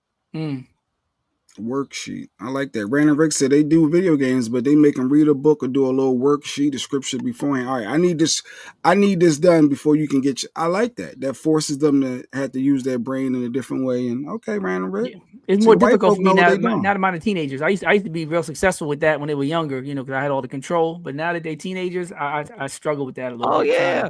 Trying to balance. Once they start telling you what they want to do, it's And another statement that these I normally say cliches are cliches because they're normally true. The other thing that really bothers me is when people show off and they say you can't be friends with your kids. You can't be friends with your kids. A lot of people say that. You can't. And the fucked up thing is, I know in my lifetime how many moments in my life I needed a friend. And I ran to the friends. There's a dynamic where you have to say, I am your friend, but that friendship will not override what I have to do as a parent. And that's a tough dynamic to do. To balance both. Because you got to understand this friendship right here, I'm speaking to you as a parent now. And if that messes up the friendship, so be it. And that is tough. But when some people conflate friendly with friend. They be like, you can't be friends with your kids, but they're just not like particularly nice to them. Like you can still joke with them and be kind to them. You just not on the same level. Who don't want like when you go to a Father's Day baseball game to Shea Stadium to watch the New York Mets, we're friends. But at the same time, my parent has to make sure I get there safely. But when we're doing the wave with both my grandfathers and the wave is coming around Shea Stadium and me, my dad, and both my grandfathers who have passed away and my cousin David are doing this, we're friends. I think a lot of that's cultural too, Mike, because you know how traumatized people are in these communities where they just think they above all, they want to save their children. Like even the comment from the streets. I think a lot of that is born from that. Like, you're right. I think even these parents, we want to have our kids say things like, my dad's my best friend. Ideally we would want that. I think a lot of people are so traumatized that they say things like, you can't be your kid's friend, when you're right. Naturally, normally it seems like a beautiful thing to be their first teacher, first friend, and best friend for, as much as you can in life. But yeah, you're right. It's like counterintuitive to say you can't be your child's friend. But I think a lot of that comes from that whole, you got to get him in line and keep him safe and keep him alive over the experience that you have with your child. It's unfortunate. And I know it's difficult, but that's the difficulty, because the contradiction is then when we get older, what we say, if you're a really good friend, you'll have them tough conversations with your best friend. You'll have them tough conversations. Sometimes you got to tell your friend the truth. A real friend ain't going to just yes you. A real friend's going to tell you when you're wrong. A real friend's going to, okay. So I agree with that. We used to play. They talk about some board games. There's some board games, African games. Was loving parent. I was a loving parent to my children, but was not their friends. But I don't have a problem being friends with my kids. You have to have some type of friendship. Yeah, there's moments. You're right. I think I'm with Mike on this one. Yeah, because there's moments where me and my daughter just be cracking up talking, and we're genuinely just talking like two friends. And the older she gets, the more often that does happen. There's moments where it's all dad. There's moments where it's a little blend of friendly dad. There's moments where it's just pure discipline. But no, there's some moments where we watch The Equalizer with Queen Latifah. She loved the show. We watched all 4 seasons. We pause it every 10 minutes and talk about people's hair and outfits and what's going to happen next. And yeah, some moments just, yeah. And when they were under 18, they were not my friends. As an adult, yes, we are now friends. I just don't get it. When we're in Disney World, we're friends. We're going to get ice cream. We're friends. I understand when they get in the most difficult situations, they may not come to you because they think you're their parent. But when they understand you have these dialogues and these conversations, like as a man, you can't be scared of the sex talk. And I'm talking about the real talk. I'm trying to be my son's friend now, but not when he was 13. All right. I mean, they saying that it's age ranges, so not when they're young, as they get older. I think it's a gradual thing. Yeah, right. I mean, of course, when the child is 2 and 3 and 5, yeah, I'm not. I mean, not so much. But I think as they get older, hierarchy in a relationship. LaShawn, you could be friends, but it's still levels to this. She's saying it's the great Will said. Yeah. Mike said that too. Yeah, and it's a difficult job. It's a difficult job to understand. I'm gonna say some uncomfortable stuff that you ain't gonna like. So if that means if that means I'm not your friend right now, then I'm not your friend. But that goes with every relationship. I think that's a hard line. My relationship with my mom is still a bit fractured because she wanted to have a rigid, structured, without allowance for me growing into adulthood. It's tough. So they battle. Kay said, I want to be in these streets. I want to do me. You ain't let me be me. So we can't be friends. She was struggling. That's what I I took teach from my you. kids that I'm the best friend they will ever have. My daughter recently told me that it clicked for her when she hit 20. And Lady Q, that's a perfect example. But it didn't click. Understand It still this. didn't click. Let's say When she got into the car accident, she didn't call you, friend. She called her grandma. So if it was a real friend, she would have called you when she missed the deer in the middle of the night. She wouldn't have been scared to call her mom. So Yeah, it's levels. She's so if I still don't not. so if I don't call you, Jay, when something happens, we not friends? If we friends, I should be able to call. Well, best friend. She said best If friend. I just wreck my car, oh God, you could have clicked the link. Go ahead, say what you gotta say. What friend gets the phone call about that? They usually call a parent, and parents get you in trouble for that. When I say friend, I mean she talked to me about sex. She talked to me about the dumbass boys. I was able to tell her what she shouldn't do, what she shouldn't do, and who was trying to play games with her. Part. That's when I say friend. That's what I'm talking about. She didn't call mom because mom was going to dig in her ass about that car and how it happened. She knew mom was going to see through her fucking story. She wanted to be coddled. She knows not to call me to coddle her. But most friends don't call you out too. It's times where I didn't call Mike out. It's times when I say, "Yo, Mike, you know you did wrong, nigga." You know, I might just say, "Yo, you wow." That's why I'm the best friends call you out. All right, good point. Friends call you out. All right. Appreciate it. All right, she got a point. I give her some credit there. But we don't always call our friends out. We don't. No. And plus, like you're right though. There's certain ways you do it with certain friends because you want to be effective. It's not a perfect dynamic. I'm like, it's nothing. It's fluid. None of this is going to be perfect. My only problem is when people say you can't be friends with your kids. I don't know. That's not me. That's not. I know the hardships. I'm just going for me. I'm speaking for me. My personal experience. I know there were things that I didn't come to a parent with because I knew that in that parent's mind, this was met with this. So human nature says, let me try and go around it because I'm a dumb 16-year-old. Even though what the parent was going to do was the best thing. She demands respect without compensation for the fact that I'm also an adult with an opinion. Yeah, now, as you get older, yeah. Me and my mom are real friends. Now, I'm sure when you was 10 or 12, when you wanted that Nintendo back then, Atari, you wanted Atari 5800, 2600, whatever. 2600, yeah, it was the difference then. Kids and the other thing I will tell you and I will give grace to my dad. In that generation, the dad was the bad guy. Yeah, it was a different time. The dad was the bearer of bad news. Back then, parents most if he was there, because Stacey Mitchell said earlier, as a single parent is different, so that's a different element. But yeah, if the dad is there, he's the bad guy. He's normally the bad consequence guy. And their consequence was different than my consequence. He's the one who has to be the bad guy. My dad once told me, sometimes I get so tired of being the bad guy.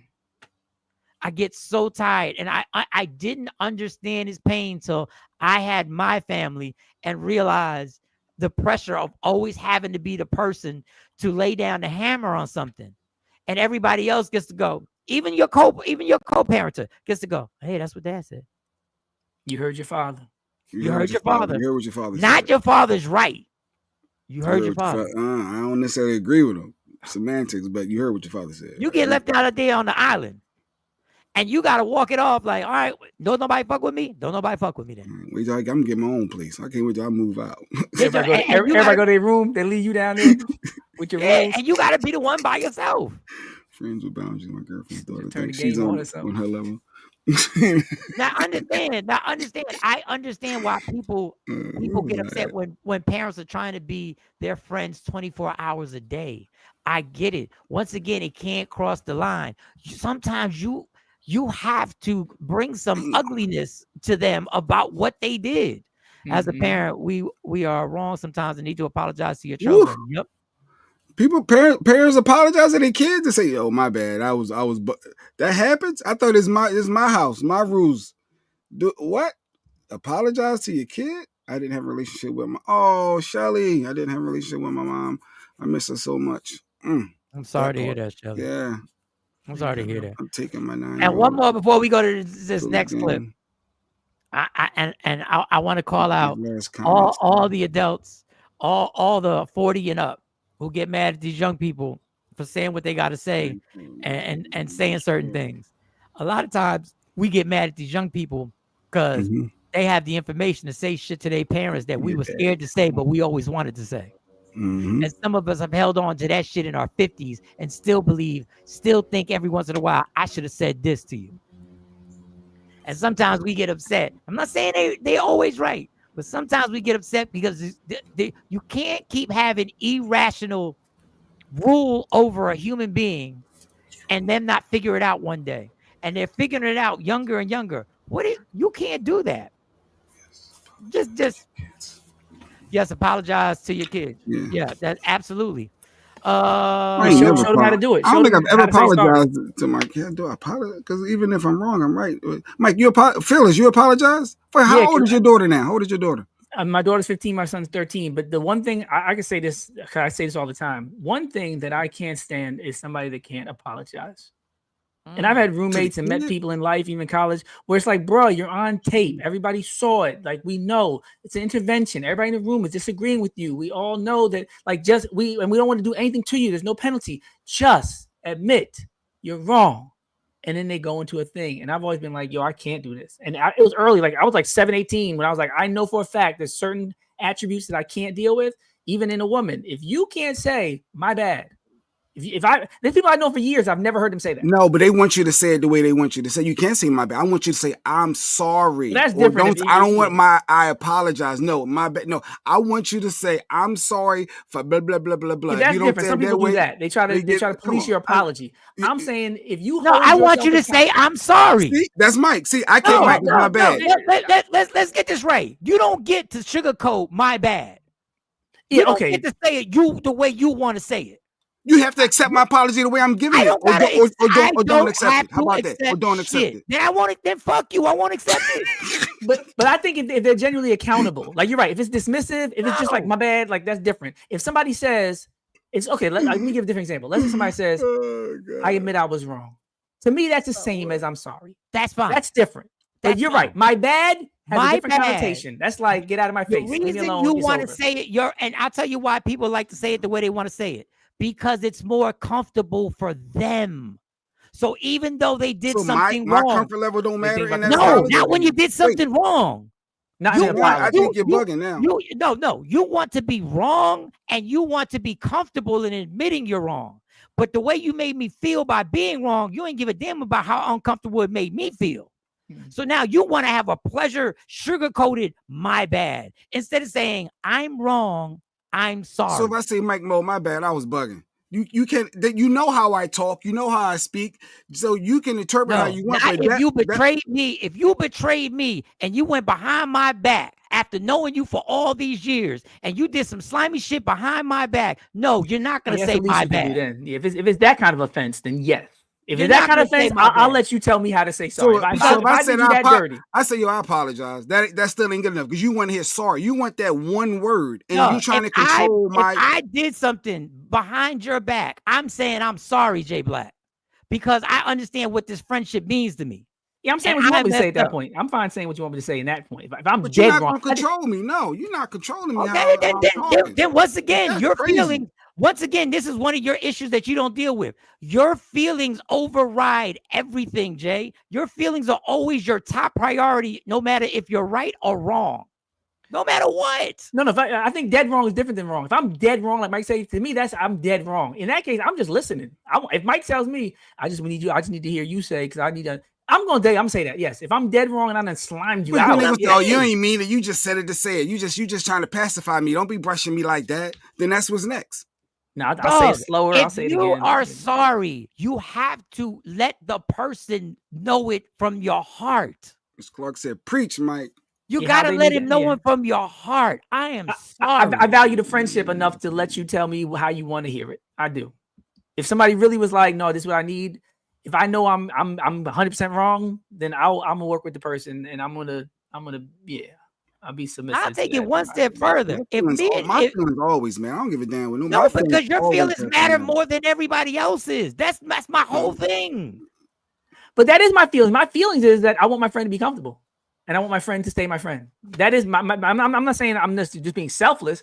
I want that too. If I've offended somebody to that extent, we both want that. We both want She you said to feel to whole keep and your protected raggedy and ass safe. apology.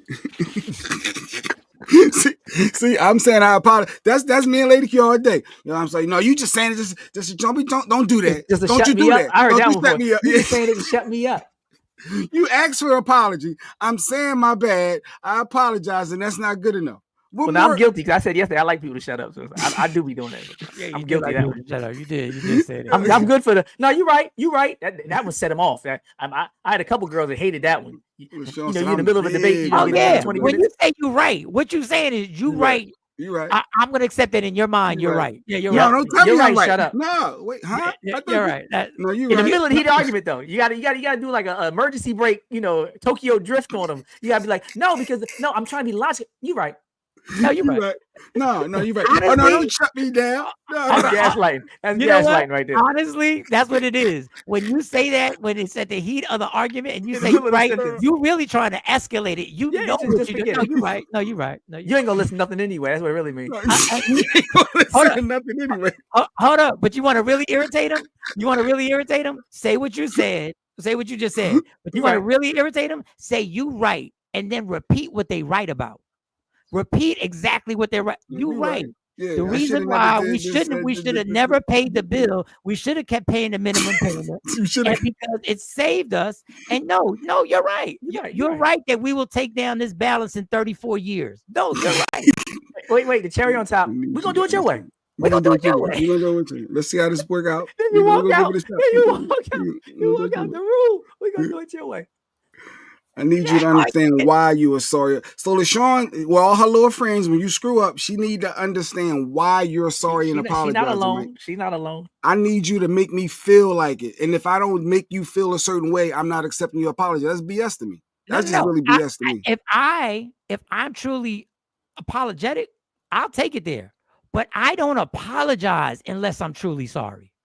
But I have been quizzed. I have been sincere and had somebody say, and to me, like I'm now moving toward Jay's area because sometimes I've said what they wanted me to say, and people have done what Mike and LaShawn just said. I mean, what James was like, no, but why though? Seriously, but why? When you say that, I'd be like, whoa, I'm not taking no quiz. Like I'm sincere. I said what you they want you to take the quiz. Don't quiz me though. Yeah, I just want to make sure. I just want to make sure. You ever heard somebody say that? I just want to make sure. You know what? You know what those people are called? You know what they call? They call them in sports bad winners. Oh, I was gonna say X's. I call X's. They call X's too, but they're called bad winners because I'm telling you, I'm basically saying you won, but now you want to quiz me. Now what you want to do is you want to do the end zone dance. You want to do the celebration dance, and you want to be like pa pa pa pa pa pa pa, and you want to show me you understand why. Show me you understand. Show me you understand why I'm right.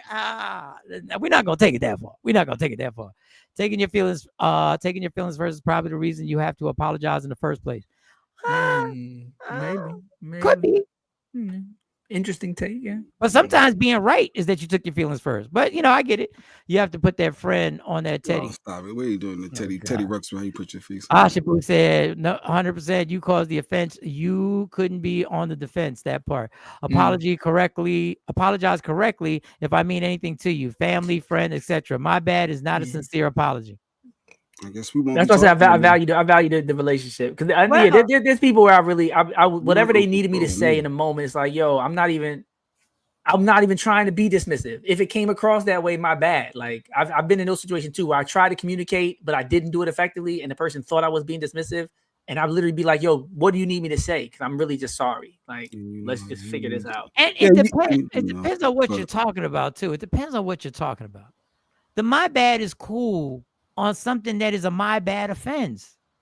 But if you know the person, does that change? Like if you know this person is generally closed or don't really talk like certain ways, and you know that's just speak a lot of like this is not what he normally does. But he's saying my bad, yeah, I screwed. That means a lot, right? Doesn't that mean somebody who there are exceptions? To somebody who never says anything. Let the doctor talk. No, they are exceptions. There are exceptions, but you have to also think about if you forgot to bring my headphones to the show.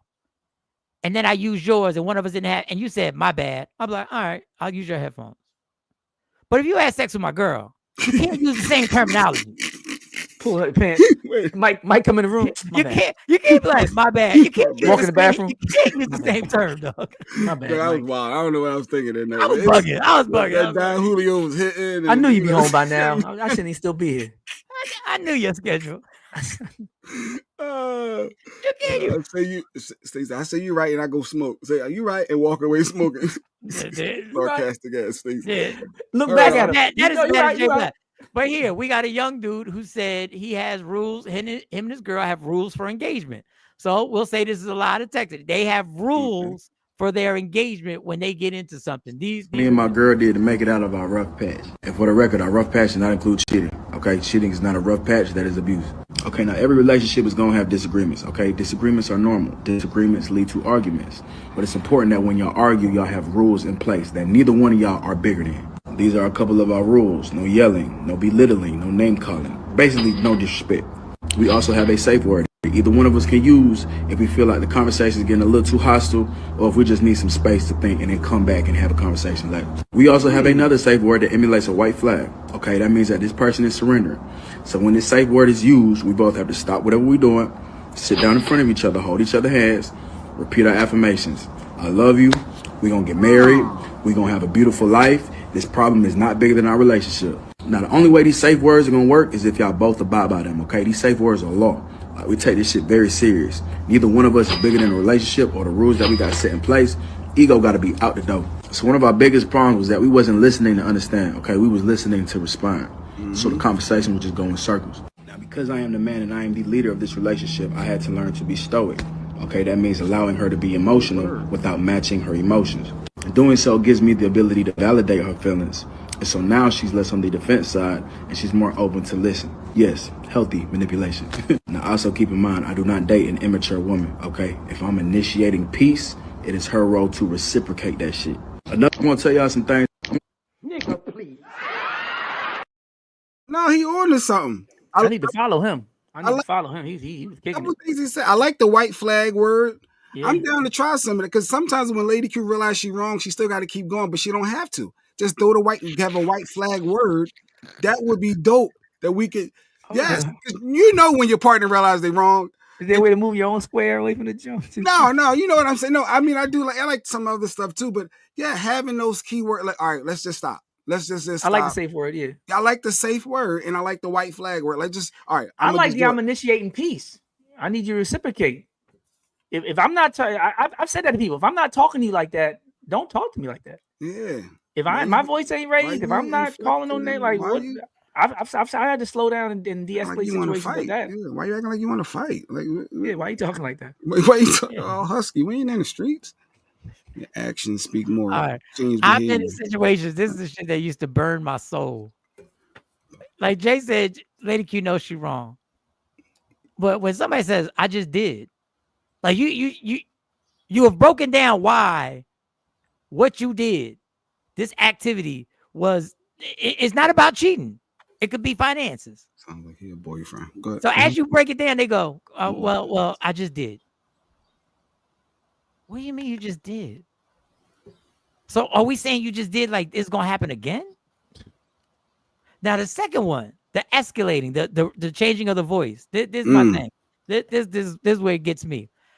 I will let it slide and I will do what he said. Be stoic. Don't feed into the emotion. I will do it. I will do it multiple times. But then this may be wrong. I really feel like you're punking me now. And you think that you can take it somewhere that I can't. Oh, definitely. And I can. On everything I love, I can take it there. I'm just like, I can take it all the way there. And this is something that I've worked on. I'll take the cuffs. I'll take you putting me in handcuffs. It's happened multiple times, and I'm not proud of it. I've had to work on that. But when you raise your voice at somebody and you try and stay stoic and you are being the bigger person, you're like, I'm not going to go here. I'm not going to go here. Not going there. I'm not going to go here. Said the safe word. And you try to say, now let me tell you about that safe word. You see what Ryan Rick said. That might safe word, all that would happen once, get heated, and they're gonna say that safe word. That's the problem with having a safe word. The first thing they're gonna attack that safe word. To let you know you ain't nobody safe. or or the white flag word. They had a white flag word. Somebody says you need to say whatever. That's what you need to say because you know you're wrong. So you might as well say bath soap. Say bath soap because it's over. And you start instigating people with that. Queen, but I honestly do. I want to try it. Lady Q, listen, I want to try it because sometimes the debate or the conversations she gets really loud and I'm more quiet, and because that's just my demeanor. I don't need to get loud to get my point across.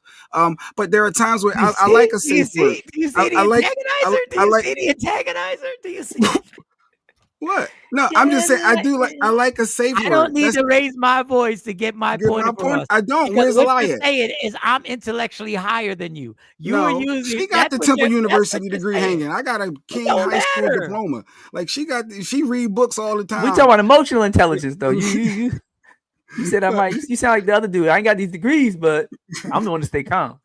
No, but I do. I want to try it. I legit want to try that. I think that in any relationship to have that safe word, like if we have to respect that safe word, like you say, you have to really honor it. You can say F your safe word, because then I'm never going to do it again. I'm never going to open up should be again. Bacon. Your safe word should be bacon.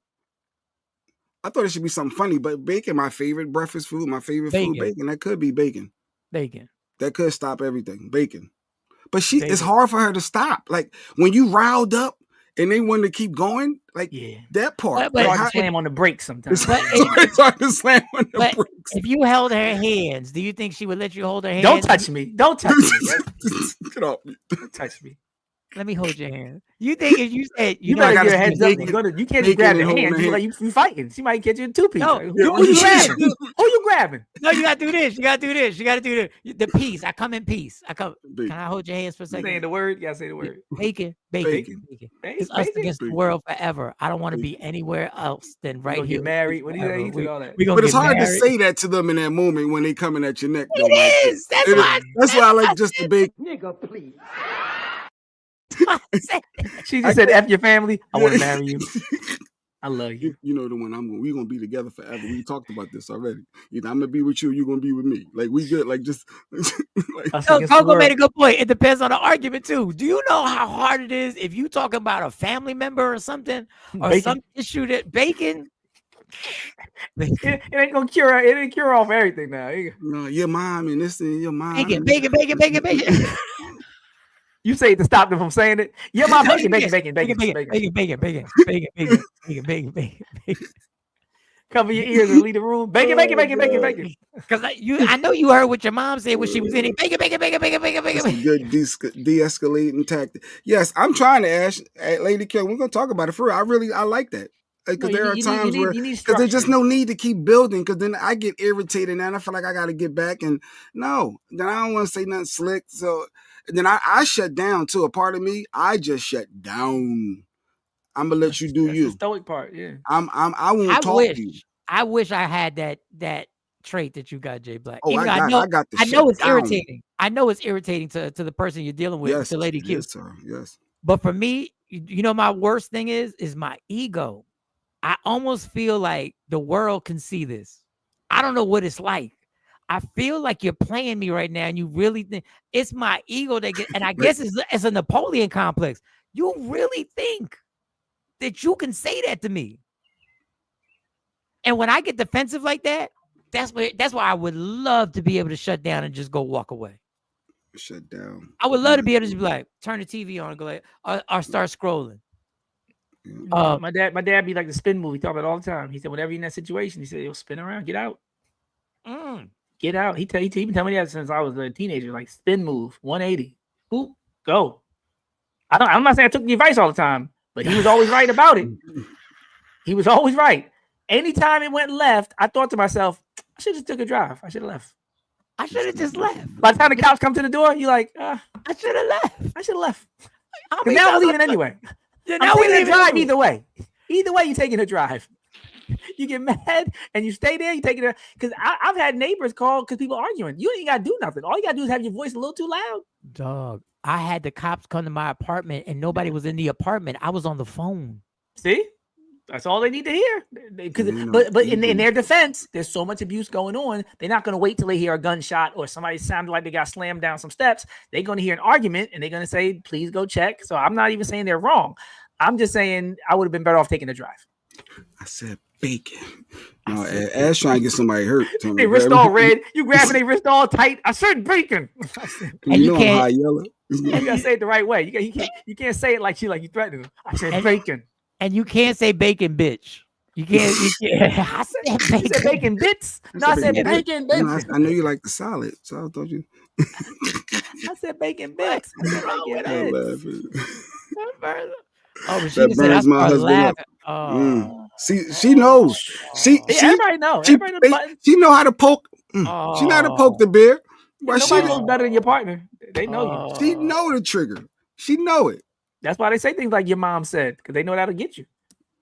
But now when your family was here, when your uncle got out of jail, when you be trying to take, you be stoic, you be trying. Oh no, we need a break. Hold on, we need a break. Barbecue and foot massage. Jones barbecue and foot massage. Better come down here, get some of this shit. You like to eat. America loves to eat. If you start laughing, it's not right. The first thing in my mind to say is, I'm going to give you something to laugh about. Yes, dangerous. That's what I just said myself. Dangerous. Let's laugh about your fucked up family, and that's my ego. I've been raised in go for the kill. I've been raised for go for the jugular. Go for the stuff that you're never going to be able to apologize. I don't care if you say my bad. I'm sincerely sorry. That is so, oh my God, we need a therapist on the show, y'all. Yeah, we do. Well, that's why even with the cops, I would think if a cop came up to me and got all tough and I started laughing, my expectation would be I'm getting dragged out through the window. I'm getting slammed down on the ground and I might have a gun to my head because I know what laughing does. I don't know. Sometimes women act like they don't know. For the cops. She has an ego thing for the cops. But I'm saying for anybody. I know what I'm doing when somebody's being serious with me and exerting some kind of authority or passion, and I laugh in their face. I expect it. That's the only difference between men and women. I said that the other day on the show. Men know when they're playing in somebody's face what to expect. Women act like they don't know that there's consequences to playing in people's face. Don't laugh in my face. Not all women. Not all women. People, Ash be doing that. It's kerosene to the fire. And you do it. And you do it, Ash. Take the chances. I could duck. And this is why I don't mean to offend nobody. I'm not calling nobody hood here. This is why I was so attracted to hood chicks. And this is why I had to stop, because this is what happens. Hood chicks say things that make you have beef in the streets forever. They say, I'm going to call your brother. And you say, fuck your brother, call him. And now you got beef in the streets forever. You remember that story where the guy did that and the brother's friend got killed? It was a popular story like less than a year ago where the girl said, I'm going to go get my family members. The brother was with some other dude. They went to the house. The dude started letting off. I think shot the brother and killed the friend. Like, God, that's why I had to. That's another thing. I get it because I know. Oh man, I'd be laughing hard. He'd be so mad. I can't. When conversations like this make me really happy to be single. When we have a conversation like it makes me really happy to know that there is no potential for me to get into any of this today. Oh, I can't stand someone to try to play on my face. You sound Stacey shit like you sound stupid, dummy, and then let walk. Stupid dummy. She trying to get you to hit her. She trying to get you to hit her. She trying to get you to sleep and laugh on top of it. You sound stupid, dummy. And then walk on laughing. Put them both together. No, a woman will laugh. This is why I stopped messing. This is why I need a calm woman. A woman will laugh and say, you ain't gonna do shit anyway. What you gonna do? What you gonna do? You ain't gonna do nothing anyway. Yeah, I wasn't gonna say that because I didn't want to admit that I ever dealt with them kind of women, but that's what he said. He said I don't deal with immature women. But I have seen when I used to live on 15th Street, there was a couple couples all the time. Hit me then. I wish you would hit me. I wish you would. Like, I wish you would. That really happens? Like, I remember the first time I heard somebody saying that, somebody like, hit me and watch what happens. I wish you would effing hit me. Please hit me. And you look out and the chest is bumping on the chest, the fingers pushing the face. I'm like, I wouldn't do that. I don't want to go. I don't want him hitting me. But it's not as uncommon as people like to think. And then when somebody gets oh God! That's what happens after. Hit me. That's so bad. That's like, these arguments have no. If it's not a dialogue that y'all can't keep your, and this has always been my problem. I can't keep my voice right here. No, Mike, you holler. You allow per you. I can't keep my voice right here. Why you hollering though? You ain't gotta holler. I can't. And that one gets me though. Why are you yelling when I'm not yelling? I'm not gonna lie. I have started yelling after people have done that on more than one occasion. Because I've been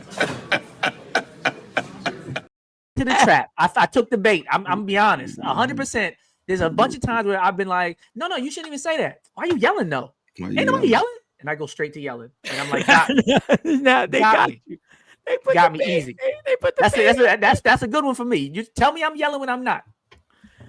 Oh, this turns my into a baby whole dad. other... Yeah, and I asked her, she went at her baby dad neck. Yeah, see, it's certain people that get that emotion out of you too.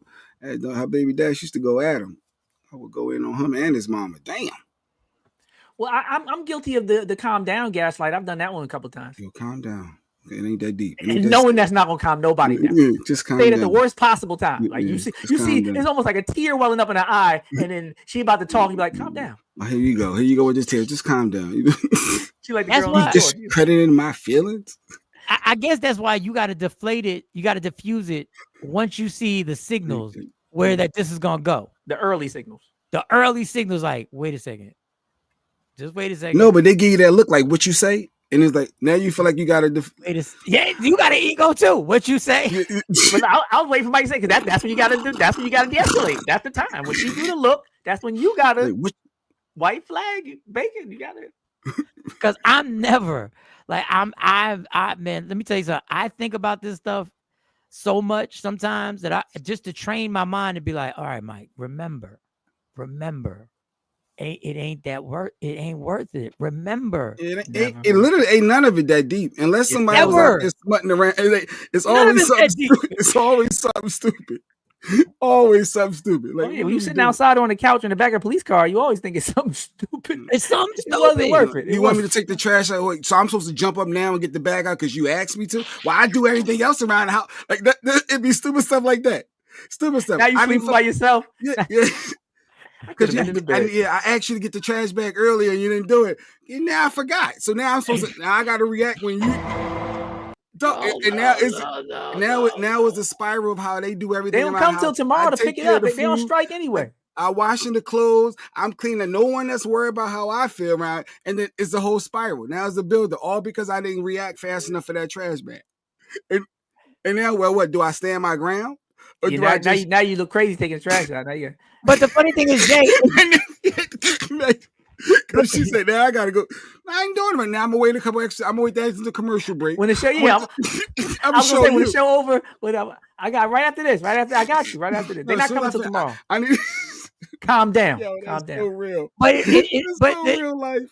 But the funny thing is, it's because you're with that person so much. Like, it depends on the mood I'm in. You might really beef about the trash, and I might jump up and be like, yo, my bad. I might hit a J Black, my bad, take the trash out. And then it might be other times where I'm like, yo, who the fuck are you talking to? You talking to? Depending on how tired you are.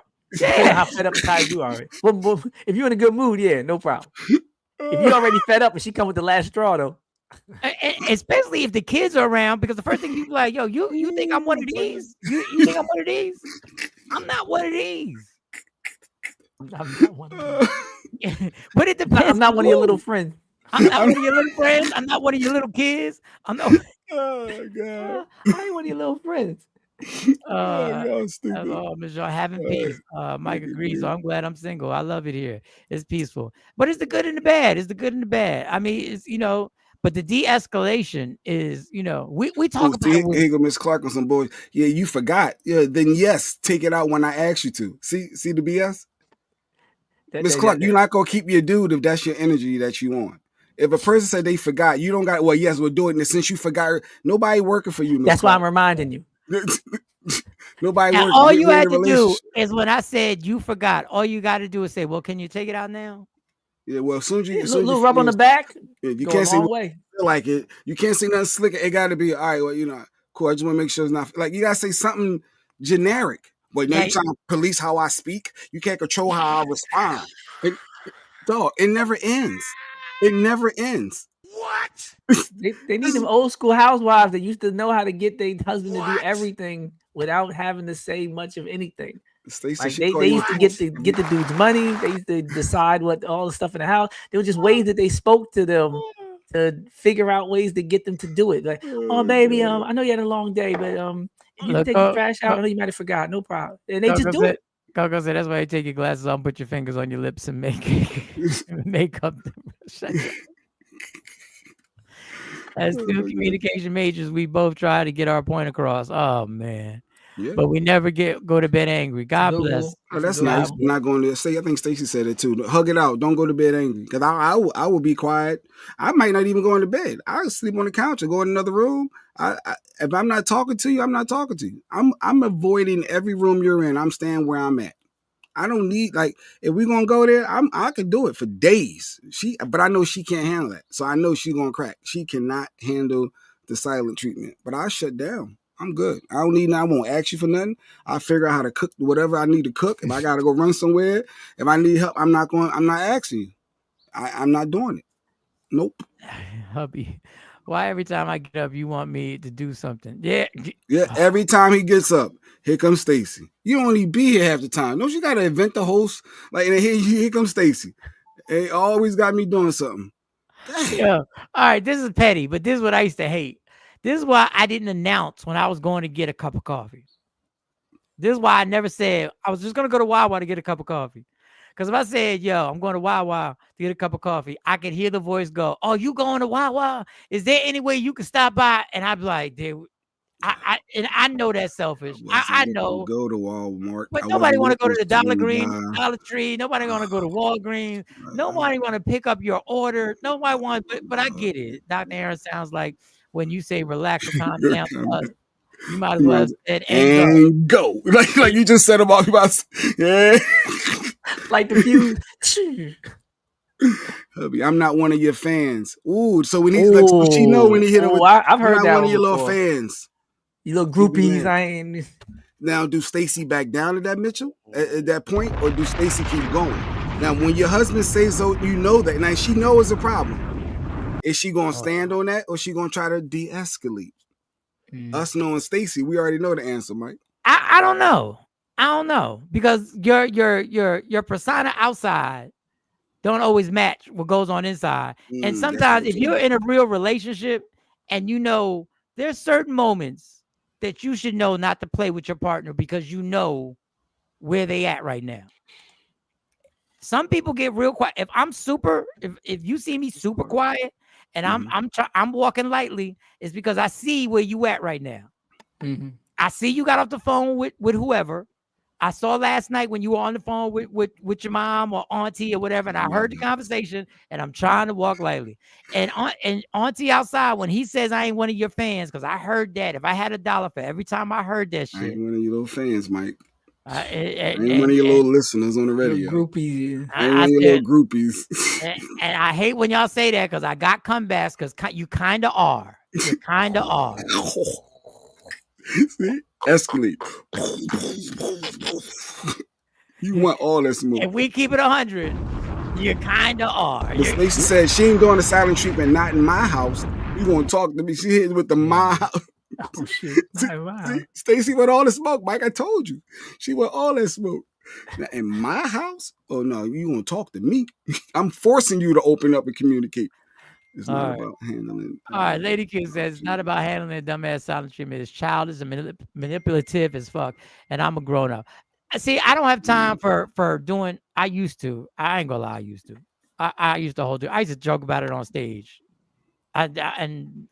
True story. My therapist did break me down for it, because that's when he realized the problem I had with being able to express myself without turning it into a competition where I was gonna win, but.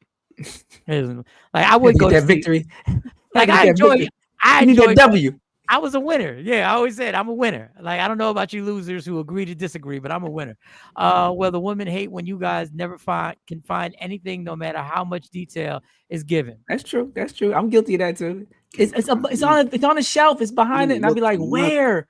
She come walking in and grab it right behind me, right over my shoulder. Well, I looked on it. So why would they be there? It didn't make sense to me. Like now we got like the color purple when he was about to yell at Tilly, and she was like, she went and grabbed it. She says, "Right here. Where's my tie? Where's my?" He's right here. I'm leaving. Cause y'all created the system. Y'all know that's why y'all can find everything, because y'all the ones that hit everything. everything. I open the hood of your car and I'm not next to you, and I say, find where the windshield wiper fluid is, I promise you, I'm going to say to the left of this, to the right of that, for most of y'all, not everybody, for most of y'all. And then when I come out, I'm going to go, it's right here. I didn't organize this. Yeah. And sometimes your system that y'all got be crazy. Listen, y'all got me. Y'all triggered me. Y'all, your system don't be right. Why would this be here? Don't make no sense for that to be here. I would say that after she finds it, I'd be like, well, why would you put that in there? Shouldn't it be? It don't gotta be in the refrigerator. You can leave right in the cabinet. That's why the only reason I go grocery shopping for somebody is because it's FaceTime. Because I can't stand y'all sending us to go grocery shopping. I got FaceTime now. Show me where Send me a picture. I need a picture of what it looks like. I need to know what aisle it's in. When I'm alone in my room, sometimes I stare at the wall. The back of my mind, I hear my telling me I need a girl who's sweet as a dove. You know what's funny, Mike? I was just thinking the other day how great and that's funny he said that quote, because that song had me thinking about what the gentleman was saying in terms of relationship goals. When he was saying, you know, all I know is that I'll never dish another raw deal, playing make believe, pretending that I'm true, holding in my laugh as I say that I love you. Like, he was really like being accountable and atoning and promising to do better next time. Like, I was listening to the lyrics one day, like, yo, this is a mature song for like a teenager. Like, he was young as hell. And that's why he's married now. What, 50 years or something? Forever. Simone, his wife. Yeah, that's what I'm saying. But he was killing it at the end. But he also did a lot of yeah. I mean, but I'm saying, but he knew what was right. He knew he had a blueprint for how to make it work eventually. And I was thinking about, like, in terms of relationships, LL was giving us some real good game on how to settle down if you ever chose to. Sometimes you got to swallow that ego, Mike. No pause. Mike. Ketchup go in the cabinet, not in the refrigerator, Miss Clark. Cabinet. Look, whoever. That's the whole debate. Whoever the woman of the house is, if you decide it goes in the refrigerator, I'll put it in the refrigerator. If you decide it goes in the cabinet, I'll put it in the cabinet. No, I hate cold ketchup. Yeah. I'll buy my own ketchup. If you put the ketchup in the fridge, I'm gonna have some in my room, and I'm gonna have some in the tuck or something. I'm gonna keep some in the man cave. I tell my grandson to take his man glasses off so he can find it. I don't know what that means. She's shady with something. That wasn't me. That was your other little girlfriend. That was your other little girlfriend. Oh, that was your other little girlfriend. That's a good one. That's fighting words, though. Here we go. Locked and loaded. Challenge. Now it's on. Now we got to fight. And you know why they get an advantage over that? Because I can't retaliate if that was your other man that used to do that, because that annoys me more than it annoys you. Yeah, you don't play yourself. I don't even like. Yeah, I just all she gotta say is you right. Yeah, she come back with your line. You right. That was your last bitch. That wasn't me. God, I miss her. You can't even say that because in a relationship. You right. I miss her. Or you want to play? Get the couch ready. Get the couch ready. Just start putting the pillows on the couch. You said it. I disagree with you. You said it. So man, I was just agreeing. That was your old bitch. And it says refrigerator after open. Look, he gonna ask for the ketchup debate, Dr. Smith. It says refrigerator after open. It said refrigerator after open. If y'all think, what did I say? But what did I say? You dating Heinz or you dating me? It said, don't come in this house telling me what anybody else said. What did it say? Is it paying this bill? Is it paying the mortgage or the rent or the car or the insurance? Who last name you got? Is your last name Heinz? Give me that damn bottle. No matter of fact, you right. No, and then 15 minutes later, you going bacon. Bacon. It's over. Bacon. No, you got me riled up now. I'm the one that think about it in the room by myself. This is when I knew I was doing bad.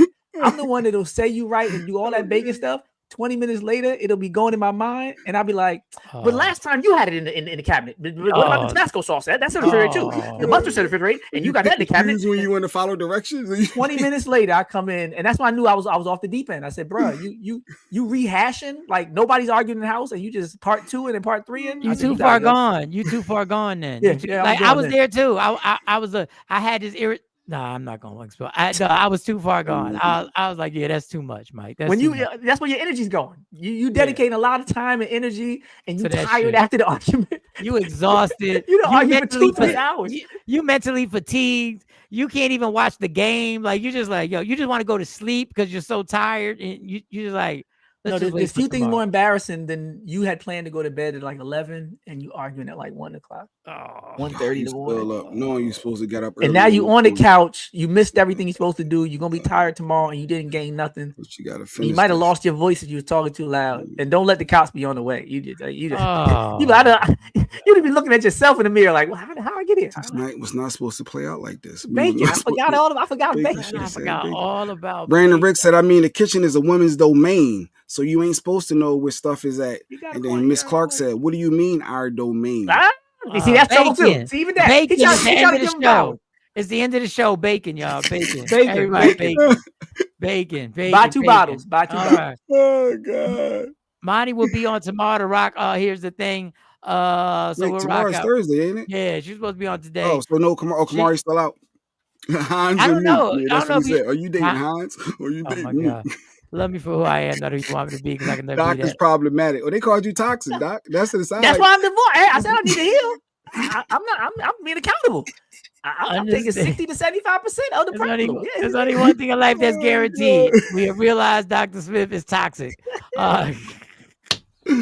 Ketchup goes in the cabinet for me. All right. All right. Just be good, y'all. We're gone. We'll see y'all tomorrow. And then we got other stuff to do. We'll see y'all tomorrow. All right. Everybody be safe. We gone. Go on. Michael Sean and the Takeover Legends, where the truth hurts, but also makes you